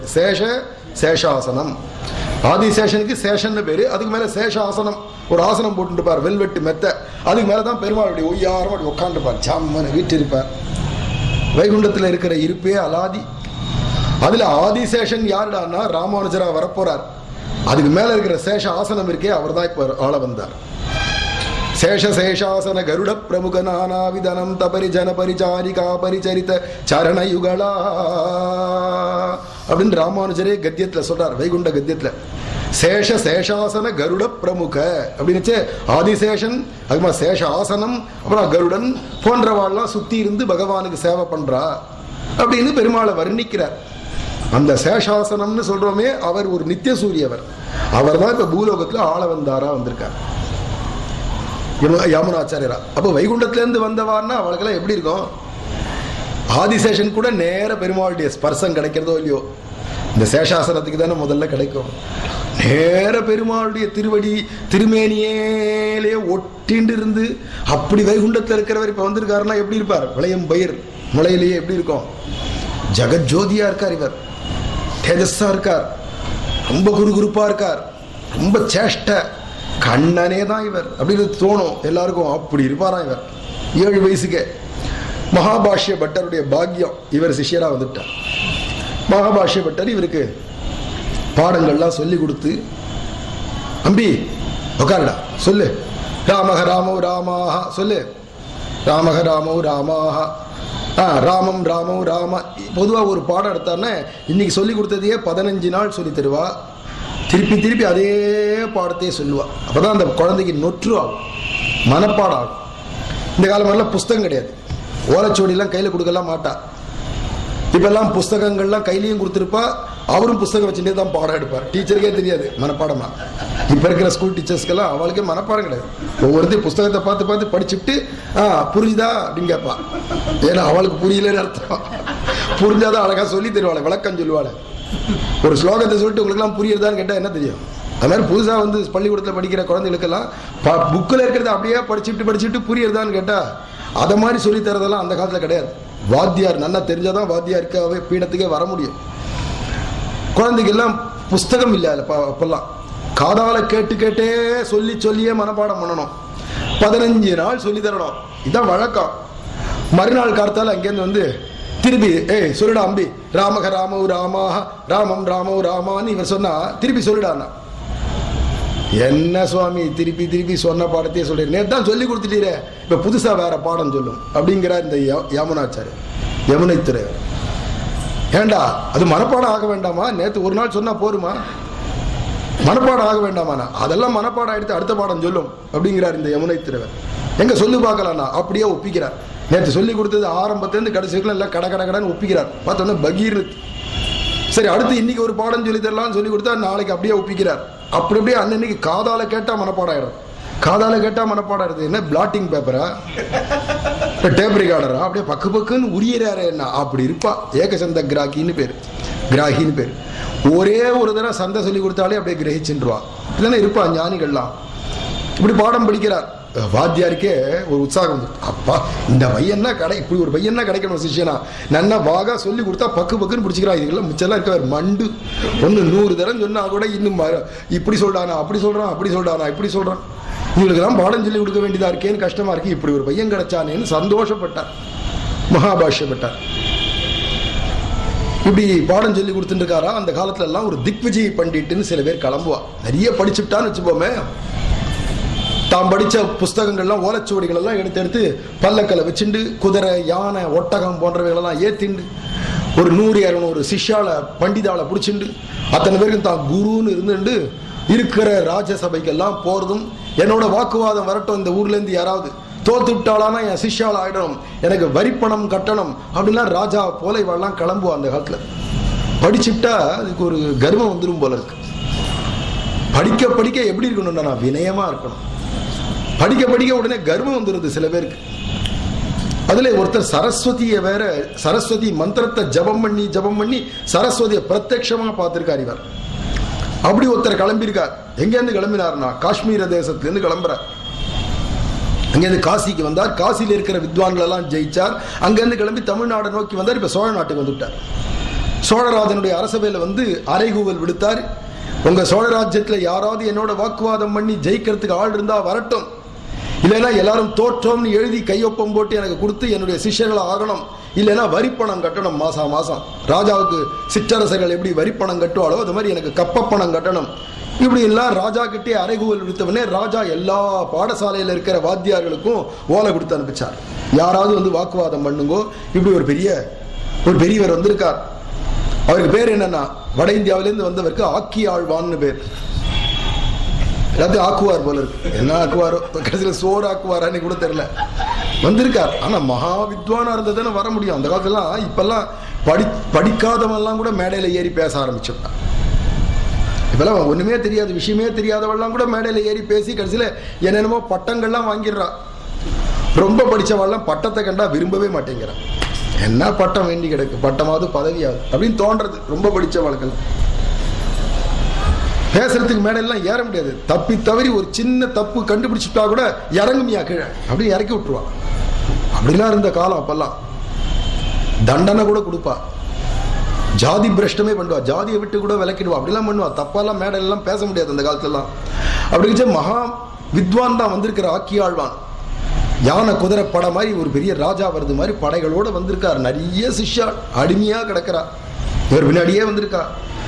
எவ்வளவு ஓலைச்சுவடிடானா, ஒரு லைப்ரரியே வந்திருக்கு கூடவே. அவ்வளவு ஓலைச்சுவடி கட்டு கட்டா தூக்கின்னு வந்திருக்கார். அவ்வளவு படிச்சிருக்கார் அவர். எதை கேட்டாலும் தெரியுன்ற அளவுக்கு வந்திருக்கார் ஒருத்தர் பெரியவர். எல்லா பாடசாலைகளுக்கும் ஓலை போச்சு. எல்லாருக்கும் கதி கலங்கி போயிடுச்சு. ஆக்கியாழ்வான் காசியே கலக்கிட்டு வந்திருக்கார். காஷ்மீர்ல இருந்து வந்த மகாவித்வான், சகல சாஸ்திரம் படிச்சவர். அவருக்கு எதிர்க்க யாரும் போய் பேச முடியாது, தோத்து போயிடுவோம் அப்படின்றதுனாலேயே அவாவா பட்டுன்னு தோற்றம்னு எழுதி கையெழுத்து போட்டு கொடுத்தவா சில பேர், கப்ப பணம் கொடுக்குறோன்னு ஒத்துண்டவா சில பேர், சிஷ்யனா அடிமையா பின்னாடியே வந்துடுறோம்ன்றவா சில பேர், சில பேர் அந்த ஓலைச்சோடி வரைச்சவே கதவை பூட்டிண்டு லீவு போட்டு ஓடி போனவா சில பேர். பயந்துடுச்சு. இப்படிலாம் பல பேர் இருக்கா இல்லையா? அத மாதிரி யாமுனாச்சாரியர் படிக்கிறாரே மகாபாஷ்ய பட்டர்னு, அந்த மகாபாஷ்ய பட்டரும் பாடசாலைக்கு விடுமுறை கொடுத்துட்டு கதவை போட்டு கிளம்பலான்னு போயிட்டாராம்.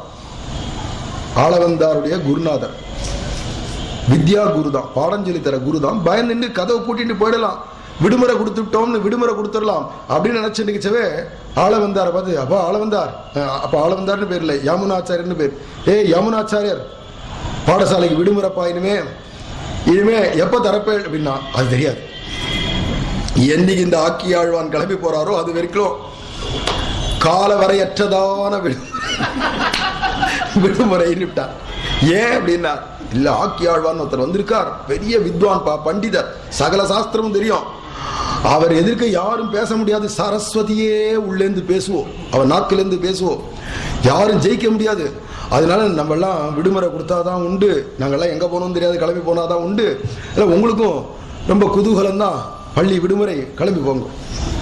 உடனே பார்த்தாரி யாமுனாச்சாரியர், சுவாமி அடியேன் சிஷ்யனா உங்ககிட்ட படிச்சுட்டு நீர் தோற்றேன்னு கையெழுத்து போட முடியுமா? இல்ல விடுமுறை கொடுத்துட்டு பயந்தாங்குழியோட ஓடுறதுக்கு நான் விடுவேனா? எப்பேற்பட்டவன் நான் உட்கார்ந்துட்டு இருக்கேன், நீங்க என்ன இப்படி சொல்ல? கர்வத்துல பேசல, அவ்வளவு உள்ள இருக்கு விஷயம், தைரியமா பேசுறார். என்னப்பா சாதாரணமா சொல்றேன், நான் போய் ஜெயிச்சுட்டு வரேன், உம்ம போய் வாக்குவாதத்துக்கு கூப்பிட்டவன் எவன்? அவனோட நான் வாக்குவாதத்துக்கு போய் ஜெயிக்கிறேன். முதல்ல சிஷ்யனை ஜெயிக்கட்டும், அப்புறமா குருவை கூப்பிடட்டும். நான் கிளம்புறேன். ஓலைச்சுவடியை கொண்டு வந்தார் இல்லையா வீரர்கள், அவளை கூப்பிட்டார், சேவகர்களை கூப்பிட்டார். ஆளவந்தார் ஆகிய இந்த யமுனை துறைவர் கூப்பிட்டு ஒரு ஓலைச்சுவடியை எழுதுறார் அவசரமா. ஓலைச்சுவடியில் என்னமோ எழுதுறது இந்த குழந்தை, 7 வயசு கூட ஆள், இப்பதான் படிக்க வந்திருக்கு. ஒரு ஸ்லோகம் எழுது, புதுசா ஒரு ஸ்லோகம் எழுதுறார். ஏற்கனவே ஏதோ படிச்சு மனப்பாடம் பண்ண ஸ்லோகம் இல்லை, அதுவே தப்பு தவறுமா எழுதும். 7 வயசு குழந்தை படிச்சு மனப்பாடம் பண்ணது. இது என்னடா புதுசா ஒரு ஸ்லோகம், கவிதை எழுதி, ஒரு ஸ்லோகம் எழுதி இதை கொண்டு போய் அந்த ஆக்கியாழ்வான்ட்ட கொடுத்து, தைரியம் இருந்தா என்னோட வாக்குவாதத்துக்கு அவரை வர சொல்லும் அப்படின்னு கொடுத்து அனுப்புறது. இந்த சேவகர்கள்லாம் அதை எடுத்துட்டா நேர கொண்டு போய் சோழராஜன்ட்ட ஒப்படைச்சான். இப்படி ஒரு பண்டிதர் எழுதி கொடுத்திருக்காரு ஓலைச்சுவடியில, இதை கொண்டு போய் ஆக்கியாழ்வான்ட்ட கொடுங்கோன்னு கொடுத்திருக்காருன்னே, உடனே நம்ம தேசத்திலையும் ஒருத்தர் இவரை எதிர்க்கிறதுக்கு தைரியமா ஓலைச்சுவடியாவது எழுதி கொடுத்தாரு அப்படின்னு ராஜா கொஞ்சம் பெருமைப்பட்டனா. ஓ ஆக்கியாழ்வானே, இந்த பாருங்க எங்க ஊர்லயும் ஒரு பண்டிதர் உமக்காக ஒரு ஸ்லோகம் கொடுத்திருக்கார். இந்த ஸ்லோகத்தை அப்படி அஸ்ரத்தையோட அப்படி வாங்கினாராம், சாதாரணமா நினைச்சிட்டார். அப்படி ஸ்லோகத்தை அப்படி வாங்கி ஓலையில என்ன இருக்கு அப்படின்னு பார்த்தா, எல்லாத்துலயும் குத்தம் கண்டுபிடிக்கிறதுனே வாழ்க்கெல்லாம் வழக்கம். ஏன்னா ஏதாவது குற்றம் சொல்லி கடைசியில உம்முடைய கவிதை சரியில்லை அப்படின்னு சொல்லிட்டு போயிடணும். அப்பதானே இவன் பண்டிதன்னு பேர் வாங்க முடியும். அதை ரசிக்க தெரியாத வாழா இருப்பா இவாள்லாம் அநேகமா. வாங்கி பார்க்கறார், அதுல என்ன எழுதியிருக்காருன்னா, இந்த ஸ்லோகம் இப்ப படிக்கிறேன், 7 வயசு குழந்தையா இருக்கச்சே ஆள வந்தார் எழுதின ஸ்லோகம் அது. முதல்ல ஆசைலாதத்ரி கன்யாம் சரண கிசலய ஞாசதன்யோபகண்டாத் ஆரக்ஷோ நீத சீதா முக கமலமுல்லாச ஹேதோஸ்ச சேதோகோ ஆச்ச பிராச்ச பிரதீச்ச க்ஷிதிதர யுகளாத் அர்க்கச்சந்திராவதம் ஸ்யாத் மீமாம்சா சாஸ்திரயுக்ம ஸ்ரம விகள மனாம் மிருக்யதாம் மாதிரிசோன்யா. ஸ்லோகமே எப்படி இருக்கு பார்த்தீங்களா? பெரிய பண்டிதராகிறோம் ஆக்கியாழ்வான் இது படிச்ச உடனே பகீர்த்தவர். இப்படி ஒரு ஸ்லோகமா 4 வரி ஸ்லோகம் அற்புதமா இருக்கே. இதுல ஏதாவது சொற்குற்றம் பொருள் குற்றம் ஏதாவது கண்டுபிடிக்கலாமான்னு தேடி தேடி பார்க்கிறார். ஒன்னு கண்டுபிடிக்க முடியல. ஸ்லோகத்துக்கு அர்த்தம் என்னன்னு பார்க்கிறார். ஆசையிலாத அத்ரிகன்யா, இமயமலையில அத்ரிகன்யா அப்படிங்கிறது பார்வதி தேவி. பார்வதி தேவி எந்த பர்வதராஜனுக்கு குமாரத்தியா பிறந்தாளோ அந்த இமயமலையில தொடங்கி அப்படின்னு ஆரம்பிக்கிறார். ஆசையிலாத அத்ரிகன்யா சரண கிசலய ஞாச தன்யோபகண்டாத் அங்க ஆரம்பிச்சு ஆரக்ஷோ நீத சீதா முக கமலமுல்லாச ஏதோஸ்ச சேதோஹோ, சீதையினுடையதான அழகான அந்த முக கமலத்தை பார்க்கணும்ன்ற வேட்டையினால எந்த ராமச்சந்திர பிரபு சேது பந்தம் மணினாரோ தெற்கு சமுத்திரத்துல அந்த சேதுக்கரை வரைக்கும், ஆக இமயமலையினுடைய உச்சியிலிருந்து தென்னிந்தியாவில் இருக்கக்கூடிய சேதுக்கரை வரைக்கும், அதோட இல்ல ஆச்ச பிராச்ச பிரதீச்ச க்ஷிதிதரயுகளாது அர்க்க சந்திராவதம் சியாது, அரைவட்டமா சந்திரன் இருந்தா எப்படி இருக்குமோ அத மாதிரி மேற்குலேருந்து கிழக்கு வரைக்கும் இருக்கக்கூடியதாக. ஆக இந்த பாரத தேசம் பூரா சொல்லிவிட்டார். பாரத தேசம் பூரா எங்க எடுத்தாலும் என்ன சாஸ்திரம் வேணா படிச்சிருக்கட்டும், ஆனா கர்வம் உடையவன் ஒழிவான். அப்பேற்பட்ட கர்வத்தோட எல்லாம் படிச்சவன் ஒருத்தன் வந்தான்னா, மதம் பிடிச்ச யானை மாதிரி வந்தானா, அந்த மதம் பிடிச்ச யானையினுடைய மஸ்தகத்துல பாஞ்சி அதை கிழிச்சு கொழுப்படுத்தி சாப்பிடும் சிங்கம். அப்பேற்பட்ட சிங்கங்கள் நாங்கள், ஜாக்கிரதை அப்படின்னு இந்த ஸ்லோகத்துக்கு அர்த்தம். எழுதுறது ஒரு 7 வயசு குழந்தை. அதான் ரொம்ப படிச்சுட்டோன்னு கர்வம் மதம் பிடிச்ச யானைகள் எல்லாம் ஒடுக்கக்கூடிய யானைகள் நாங்கள், சிம்மங்கள் நாங்கள்னு எழுதிவிட்டார். இதை பார்த்த உடனே கதி கலங்கி போயிடுத்து அந்த ஆக்கியாழ்வானுக்கு. இப்படி ஒரு ஸ்லோகம் அநேகமா 70 வயசு கிழவரான ஒரு பண்டிதர் தான் எழுதி அனுப்பிச்சிருப்பார் அப்படின்னு இவர் நினைச்சுக்கிறார் மனசுக்குள்ள. உடனே காண்பிச்சு கூடாது வெளியில. இதை பார்த்த உடனே கதி கலங்கிறது, என்னால் வெளியில காமிச்சு கூடாது. ஏன்னா சோழராஜன் பார்த்து இப்படிப்பட்ட பண்டிதர் தான் நான் விரும்பினேன், அவரை வர சொல்லும் என் கூட வாக்குவாதத்தை அப்படின்னு. உடனே இப்பேற்பட்ட பண்டிதர்னா அவருக்கு ஏத்த பல்லாக்கு சத்திரம் சாமரெல்லாம் உபச்சாரம் கொடுத்து தானே வரவேற்கணும். ராஜா சோழராஜன் பெரிய பல்லாக்கு சத்திரம் சாமரம் உபச்சாரங்கள் எல்லாத்தையும் கொடுத்து அனுப்புறார்.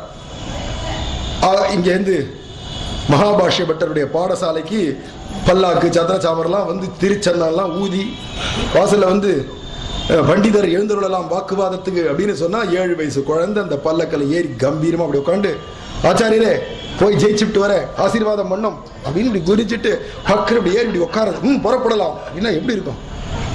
அது ராஜ சிசுக்கு வரக்கூடிய காம்பீரியம் ஒரு பிராமண பையன் 7 வயசு பையனுக்கு வரணுமானா இது என்ன பரசுராமரா? யுத்தத்துக்கு போறதுக்கு தைரியமா?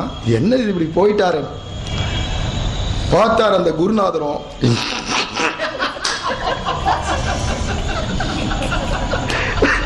நமக்குதான் துப்பு இல்லை போ, நம்ம குழந்தை ஒருத்தன் சிஷ்யன்ல ஒருத்தன் இவனாவது கிளம்புறான்னு அவனுக்கு ஆசீர்வாதம் பண்ணுவோம்னு பெருமையா பல்லாண்டு பாடி அனுப்பிச்சு வச்சுட்டா. தைரியமா கிளம்பி வரச்சவே என்ன சபை ராஜசபைன்னா என்னன்னு தெரியுமா, பண்டிதாள்னா என்ன தெரியுமா, அவளோட வாக்குவாதம் பண்றதுன்னா என்ன, எப்படி ஆரம்பிக்கணும்னு ஒரு முறை இருக்கு. வாக்குவாதம் பண்றதுனா கூட அதுக்கு ஒரு முறை இருக்கு. வாதத்திலேயே பல வாதம் உண்டு. பிடிவாதம் ஒன்று உண்டு. வாதத்திலேயே பொல்லாத வாதம் பிடிவாதம். பிடிவாதம் இருக்கும். இன்னொன்னு விதண்டாவாதம். வாதத்திலே விதண்டான்னு ஒண்ணு உண்டு. அப்படி ஒரு வாதம் பண்ணுவா. பலவேறு விதமா இருக்கும் வாதத்துல. எந்த மாதிரி வாக்குவாதம் பண்ணணும், இது வாக்குவாதமே தவிர விதண்டாவாதம் கடைசியில் அது சண்டையில போய் முடியும். அதெல்லாம் இருக்கக்கூடாது. விஷயத்தை தான் பேசலாம், துவேஷம் இருக்கக்கூடாது ஒருத்தருக்கு ஒருத்தர். அப்படிலாம் இருக்கு. வாக்குவாதத்துக்கும் ஒரு முறை இருக்கு. சும்மா பேசுறதெல்லாம் வாக்குவாதம் ஆயிடாது. விதண்டாவாதம் பண்ணா இருக்கலாம், பிடிவாதம் பண்ணா இருக்கலாம். அதெல்லாம் என்னன்னு முறைகள் தெரிய வேண்டாமா? 7 வயசு குழந்தை எழுந்து கிளம்புறதுன்னா பெரிய சபையில எப்படி பேச போறது, என்ன பண்ண போறதுன்னு தெரியல. இவரும் மங்களாசாசனம் பண்ணி பல்லாண்டு பாடி அனுப்பிச்சுட்டார். அந்த குழந்தையும் கம்பீரமா வருது. ஒரு நூல் பக்கத்தில் எடுத்துன்னு வரல. அதே அந்த பண்டிதர் வந்தாரு, ஒரு லைப்ரரியே திரட்டி கையில எடுத்துட்டு வந்திருக்காரு. அத மாதிரி இது ஒரு ஓலைச்சுவடியாவது இந்த யாமுனாச்சாரியர் கொண்டு போக வேண்டாமா? ஒண்ணு இல்லைன்னா நிம்மதியா போறார். ஜாமன் இப்படி கம்பீரமா உட்காந்து தோட்டத்தோட இப்படி அப்படியே பராக்கு பார்த்துட்டு, அந்த மயில் எப்படி மயில் டான்ஸ் எப்படி ஆடுறது, இந்த குயில் எப்படி கூவுறது, அங்கே சோலைகள்லாம் எப்படி எல்லாம் சென்னல் கவரி வீசுறது, அந்த மலை எப்படி இருக்கு, இந்த ஆறு எப்படி போறது, அதுல மீன் எப்படி தோடுறது, வயல் வரப்பு எப்படி இருக்கு, அங்கே நடவு எப்படி நடுறா, இதெல்லாம் வேடிக்கை பார்த்துட்டு போறார். இயற்கையை ரசிச்சுட்டு போறது இந்த குழந்தை, 7 வயசு குழந்தை. போய் அரண்மனை வாசல்ல இறக்கி, அரண்மனை வாசலுக்கு பெரிய ராஜ வீதி இருக்கு முன்னாடி, அரண்மனைக்கு முன்னாடி ராஜ வீதி இருக்கும். அந்த ராஜ வீதியில பல்லக்கு வருது. மாடியில உபரிகையில உட்காந்து ராஜாவும் ராணியும் 2 சிம்மாசனத்துல 2 பேரும் உட்காந்துருக்கா. நம்ம பல்லக்கெல்லாம் அனுப்பிச்சோமே, அங்கேருந்து ஒரு பண்டிதர் வருவார்னு இன்னும் வரக்கானமேன்னு அந்த வழி மேல் விழி வச்சு பார்த்துட்டே இருக்கான் ராஜா. ராணியும் பார்த்துட்டு இருக்கா. அப்போ அதோ தெரியறது பல்லாக்கு வருதுன்னா ராணி. ராஜாவும் அதான் பார்த்துட்டு இருக்கேன் அப்படின்னார். கொஞ்சம் கொஞ்சமா கிட்ட பல்லக்கு வருதா, அதுல உட்காந்துருக்கிற பண்டிதர் எப்படி இருக்காரு மாடியிலேருந்தே பாக்குறான் ராஜா. கடைசியில 7 வயசு பையன் கம்பீரமா அப்படி உட்காந்துருக்கிறத பார்த்தோன்னே, நம்ம சபையை யாரோ அவமரியாதை பண்றதுக்குன்னே இப்படி ஒரு குழந்தைய உட்கார வச்சு அனுப்பிச்சிருக்கா பல்லக்கில். சபைக்கே எவ்வளவு பெருத்த அவமானம். இந்த சபையை பார்த்தாலே அந்த குழந்தை ஏன்னு அழ ஆரம்பிச்சிருமே பயந்துண்டு, இதை போய் யாரோ அவமரியாதையா அனுப்பிச்சிருக்காளே அப்படின்னு ராஜா சொல்ல, உடனே அந்த மகாராணியார் சொல்றா, அப்படி நினைக்காதீங்கன்னா, வயசை கொண்டு மதிப்பு போட முடியாது. பார்க்கறதுக்கு சின்ன குழந்தையா தான் இருக்கு, 7 வயசு பிள்ளையாண்டானா இருக்கான்னு நினைக்காதீங்கோ. இப்படிதான் வாமன பெருமாளும் குட்ட பெருமாளை தான் வந்தார். கடைசியில என்ன ஆச்சுன்னா, உலக அனைத்து மீரடியால் ஒடுக்கி ஒன்றும் தருகவனா மாவலியை சிறையில் வைத்த தாடாளன். அப்படி தாடாள பெருமாள் இருக்காரு, உலகத்தெல்லாம் ஈரடியால ஒடுக்கிட்டாரு. 3வது அடி மண் எங்கே அப்படின்னு கேட்டு கடைசியில அவனையே தன்னுடைய 3வது அடி மண்ணாக ஏத்துண்டு சொத்தா ஏத்துண்டு பாதாளத்துல கொண்டு போய் வச்சுட்டாரு. அல்ல, மூர்த்தி சிறுசா இருந்தாலும் கீர்த்தி பெருசுன்னு சொல்லுவா. இந்த குழந்தை வர்ற காம்பீரியத்தை பார்த்தா இதுதான் ஜெயிக்கும்னு தோன்றதுன்றார் ராணி. பொடி அபலே என்ன ஆக்கியாழ்வான் என்ன சாதாரணப்பட்டவரா? எப்பேற்பட்ட வித்வான், காஷ்மீர்ல இருந்து கிளம்பி அங்க காசியில இருக்கிறவாளெல்லாம் ஜெயிச்சுட்டு வந்திருக்காரு தெரியுமா? உனக்கு காசி வித்வான்களை பத்தி தெரியுமா? நீ என்ன முதல்ல படிச்சிருக்க, உனக்கு என்ன தெரியும் அப்படிங்கிறான் ராஜா. ராணி சொல்றா, எனக்கு காசியும் தெரியாது வித்வானும் தெரியாது. இந்த குழந்தையுடைய காம்பீரியத்தை பார்த்தா இது வாமன பெருமான்னு தோன்றது. இது ஏதோ காரியம் சாதிச்சுட்டு போயிடும். இந்த குழந்தை தான் ஜெயிக்கும். ஜெயிக்காதுன்னு சொல்றேன், ஜெயிக்கும்னா அப்படிங்கிறாவோ, ஜெயிக்காது. ஜெயிச்சுடுத்துனா அப்படின்னு விளையாட்டா பேசினா, ஜெயிச்சுடுத்துனா என்னுடைய ராஜ்யத்துல பாதி ராஜ்யம் அந்த குழந்தைக்கு கொடுத்துருவேன். அதே அந்த குழந்தை தோத்துடுத்துனா, இனிமே உன்னை மனைவின்ற ஸ்தானத்தை விட்டு ஒதுக்கி விடுவேன், விலக்கிடுவேன்னுட்டான். ராணிக்கு எப்படி இருக்கும்? நம்ம விளையாட்டா பேசணும், விபரீதமா போயிடுதுன்னா ராஜா சொல்லிவிட்டு எழுந்து போயிட்டான். விருன்னு அடி வயிறு பிடிச்சுன்னுட்டா மகாராணி. ரங்கநாதா, தெய்வமே, இந்த குழந்தை நாளைக்கு ஜெயிக்காத போயிடுத்துன்னா என் வாழ்க்கையே இல்லைன்னு போயிடுமே. நீ தான் எனக்கு எப்படியாவது என் கணவரோட சேர்த்து வாழும்படியா வைக்கணும், இந்த குழந்தையை ஜெயிக்கும்படியா பண்ணணும் அப்படின்னு அவ ரங்கநாதனை பிரார்த்தனை பண்ணி கண்ணீர் விடுறா. ஆச்சு, ராஜசபைக்கு போயிட்டா ராஜா. ராணி மகாராணியமா எழுந்துள்ளிருக்கா. ராணியை வந்துட்டா. இப்போ அவளுக்கு அடி வயிறெல்லாம் பக்கு பக்குங்கிறது, பகீர்ன்றது. கையை பிடிச்சிக்கிறா, வயிற்ற பிடிச்சிக்கிறா, கையை பிசைகிறா. ஐயோ, இந்த குழந்தை ஜெயிக்கணுமேன்றா. அந்த குழந்தை ஆக்கியாழ்வானும் காத்துட்டு இருக்கா. சபையில நிறைய பண்டித சமூகம் வரப்போறது. அநேகமா 70 வயசு கழவர் ஒருத்தர் வரப்போறார், இல்லை 80 வயசுக்கு வருவார், பார்க்கலாம் அப்படின்னு பார்த்துட்டு இருக்கார் ஆக்கியாழ்வான். 7 வயசு குழந்தை அங்கேருந்து உள்ள நுழையல். அப்படி நுழைஞ்சு கம்பீரமா அப்படி ஒரு பார்வை சபையா ஒரு பார்வை பார்த்துட்டு நேர ராஜா எதிர்க்க வந்து நிக்கிறார் கம்பீரமா. ராஜாவுக்கு எடுத்துட்டு இப்படி வணக்கம் மகாராஜா சலாம் ஒண்ணு கிடையாது, வந்த கம்பீரமா நிக்கிறார். ஏன்னா நீ ராஜா, எதிர்க்கு ராஜா, பூமிக்கு ராஜா. நான் யாருன்னா நான் ஒரு ராஜா. மனசுக்குள்ள அவர் தோன்றது. ஏன்னா பண்டிதன் அப்படிதானே இருப்பான். தைரியமா நிக்கிறார் சபையில. அப்படி வந்து கம்பீரமா நிக்கிறது இந்த குழந்தை. உடனே ராஜா பார்த்தார், யாருப்பா நீர் பல்லக்கு அனுப்பிச்சிர வாக்குவாதத்துக்குன்னு வந்திருக்கேன். வாக்குவாதத்துக்கு இங்க யாரோ ஆக்கியாழ்வான் இருக்காராமே, யார் அது? சபையில தைரியமா கேட்டார். உடனே ஆக்கியாழ்வானுக்கு மகா கோபம். என் பேரை சொல்றதுக்கு கூட அருகதை இல்லாத ஒரு வாண்டு குழந்தை ஆக்கியாழ்வான் எங்கன்னு கேட்கறது சகஜமா அப்படின்னு அவருக்கு ஒரு ரோஷம் வந்து, மகாராஜா இது என்ன அவமானம், இது அவமரியாதைப்படுத்துறதுக்கு என்ன இப்படி ஏற்பாடு பண்ணீரா அப்படின்னு. இல்ல சுவாமிகளே, அப்படி உங்களை அவமரியாதைப்படுத்துறதுக்காக நான் ஏற்பாடு பண்ணல.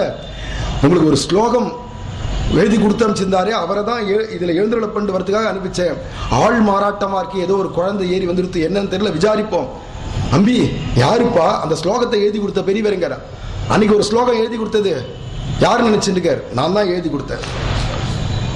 உடனே அந்த ஆக்கியாழ்வானுக்கு பகீர்னு, 7 வயசு கூட இருக்காது இந்த குழந்தை, இப்பதான் பாடசாலையே சேர்ந்திருப்பான். ஆனா அவன் நான் படிச்சிருப்பானோ, ராமக ராமோ ராமகான்னு ஆரம்ப பாடம் படிச்சிருப்பானோ, இவன் என்ன படிச்சிருக்கான்னு தெரியல, இவனா இந்த ஸ்லோகம் எழுதியிருப்பான். இப்படி ஒரு ஸ்லோகம் மகாவித்வான் தான் எழுத முடியும். உண்மையை சொல், நான் தான் எழுதினேன், நம்ப முடியலையா? மறுபடியும் ஒரு ஸ்லோகம் சொல்றேன், இப்ப தட்சணம் ஒரு ஸ்லோகம் சொல்றேன் அப்படின்னு அடுத்து ஆரம்பிச்சார். அடுத்த ஸ்லோகம் என்ன சொல்ல போறாருன்னு பார்த்தா, நவயம் கவயஸ்து கேவலம் நவயம் கேவலம் தந்திர பாரகாகா அபிது பிரதிவாதிவாரண பிரகடாட்டோப விபாட்டன க்ஷமாகா. நான் வெறும் கவிதை எழுதுற கவிஞன் இல்லப்பா. அது மட்டும் இல்ல, வெறும் மந்திர யந்திர தந்திரம் தெரிஞ்சதான ஒரு பூசாரியும் இல்ல, மந்திரவாதியும் இல்ல. எப்பேற்பட்டவா தெரியுமா நாங்கள்லாம்?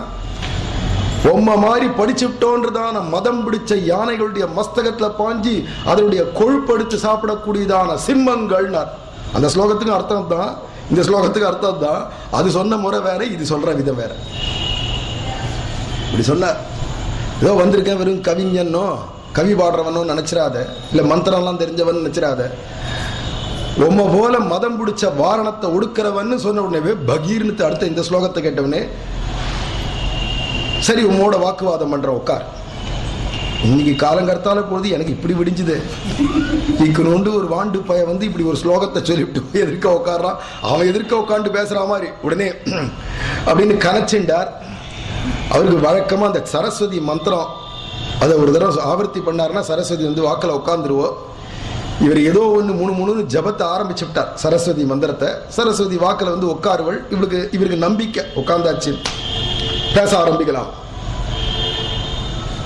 வாக்குவாதம்னா என்ன ஆரம்பிக்கிறது, எப்படி ஆரம்பிக்கிறது தெரியுமா உமக்கு? நீர் சொல்றத நான் இல்லைன்னு மறுக்கணும், நான் சொல்றத நீர் இல்லைன்னு மறுக்கணும், அதான் வாக்குவாதம் ஆரம்பியும் அப்படின்னு எடுத்து இந்த குழந்தை. இப்படி யாமுனாச்சாரி சொன்னோடனே வாஸ்தவமா அப்படிதான் வாக்குவாதம் ஆரம்பிப்பான். இவர் ஒன்று பேசுவார், நீர் பேசினது தப்பு அப்படின்னு அவர் சொல்லணும். எப்படி தப்புன்னு நிரூபணம் பண்ணணும். அப்புறம் அவர் ஒன்று சொல்லுவார், அதை இவர் தப்புன்னு நிரூபணம் பண்ணணும். இப்படி ஆரம்பிக்கும் வாக்குவாதம், பேச்சே அப்படிதான் ஆரம்பிக்கும். தப்பு கண்டுபிடிச்சாதானே இவா பெரியவா, பொறத்தையாட்ட தப்பு கண்டுபிடிச்சுட்டா நான் பெரியவன், இப்படிதானே இன்னைக்கு உலகமே. இந்த குழந்தை இதை சொன்னித்து, சரி நீர் ஆரம்பிக்கிறீரா நான் ஆரம்பிக்கிட்டா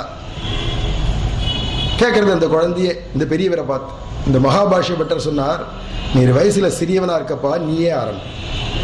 ரொம்பதான் தாராள மனசு. ஏன்னா உம்முடைய பாண்டித்யத்தை காட்டுறதுக்கு வாய்ப்பு இல்லாத தோத்து போயிட பொருள் போல இருக்கு.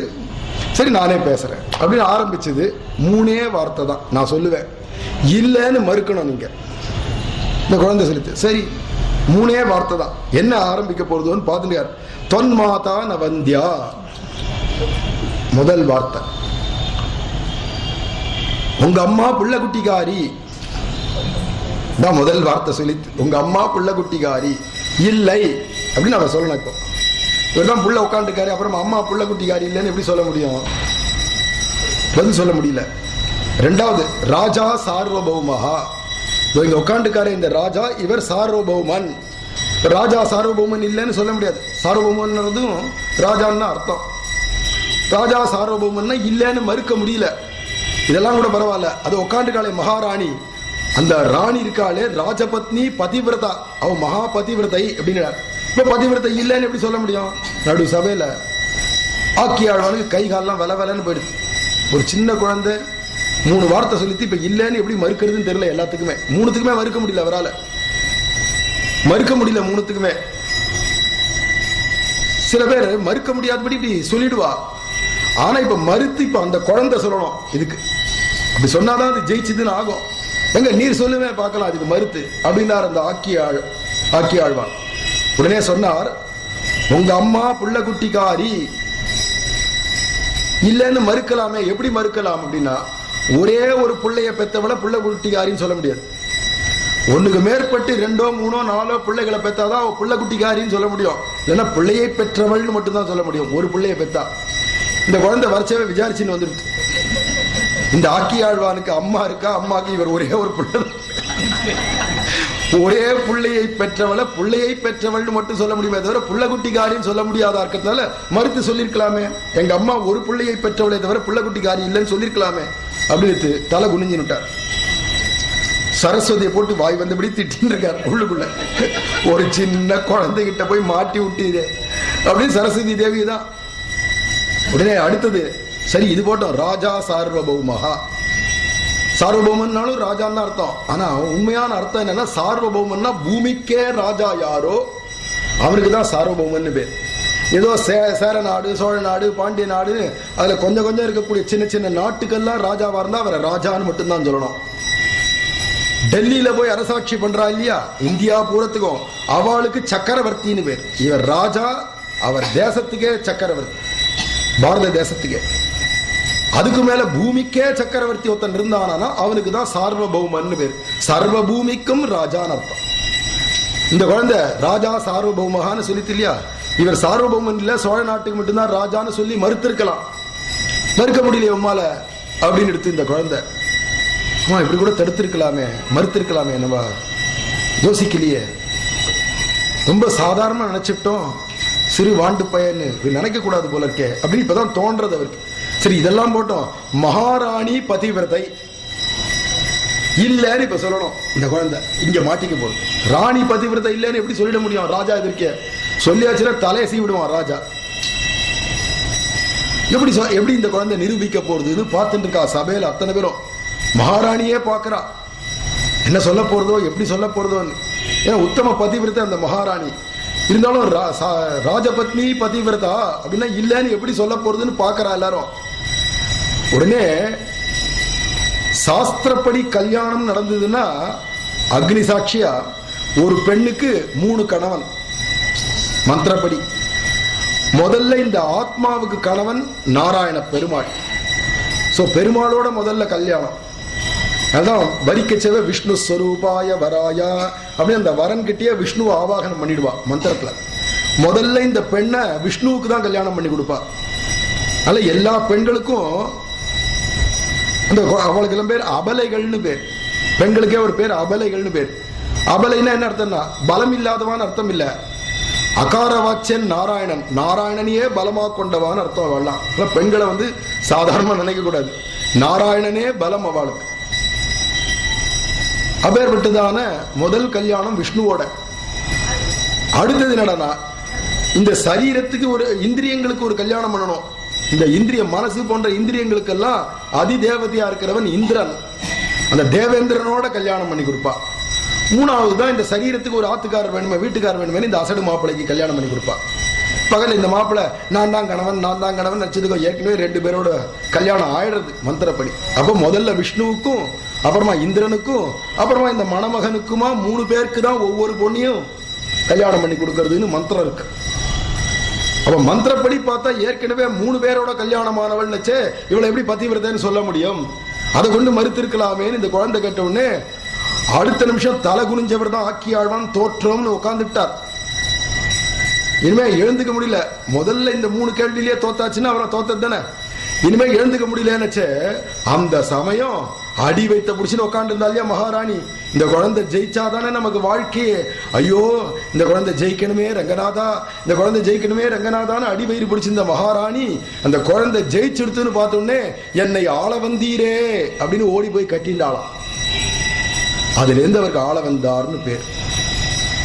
இந்த மகாராணியார மட்டும் ஆள வரல, நம்ம வைஷ்ணவர்களாகி அத்தனை பேரையும் கட்டி ஆள்றவர், அதனால அவருக்கு ஆள வந்தார்னு பேர் வந்தது. ராஜா பார்த்தா இப்பேற்பட்டதான மகத்தான ஒரு பிராமண பையனா இருக்கான், இவனை போய் சாதாரண பாதி ராஜ்யம் தரேன்னு சொல்லியிருந்தேன். ஜெயிச்சா பாதி ராஜ்யம் இல்ல, சோழ நாட்டுக்கே இனிமே இவர்தான் ராஜா அப்படின்னு முடிசூட்டி அவரை மன்னனாக்கிட்டார். கொஞ்ச நாள்ல அந்த சோழராஜன் பரமபதம் போயிட்டார். ஆள வந்தாரே ராஜாவாயிட்டாரு. பிராமண பையன்தான், ஆனா சந்தர்ப்பவசமா இப்ப ராஜாவாயிட்டார். இவர் ராஜாவா இருக்கிறதுக்காக பிறக்கல, வைஷ்ணவ ஆச்சாரியரா இருந்து உலகத்துல வைஷ்ணவத்தை பிரச்சாரம் பண்ண வந்தவர். ஆனா இப்ப என்னன்னா பகவானுடைய சங்கல்பம், ராஜாவா இருக்கார் சோழ நாட்டு. இன்னைக்கு ஆளவந்தாருடைய பட்டாபிஷேகம் அதோட பூர்த்தி பண்ணிக்கிறேன். சோழராஜனா இருக்காருன்றதோட பூர்த்தி பண்ணிக்கிறேன். மேல ஆளவந்தாருடைய சரித்திரம் நாளைக்கு ஆரம்பிக்கலாம். சர்வத்திர கோவிந்த நாம சங்கீர்த்தனம். ஜெய் பிரேமிகேந்திர சத்குருதேவ் பகவான் கி. சுவாமி ஆளவந்தார் திருவடிகளே சரணம், அநேக சரணம்.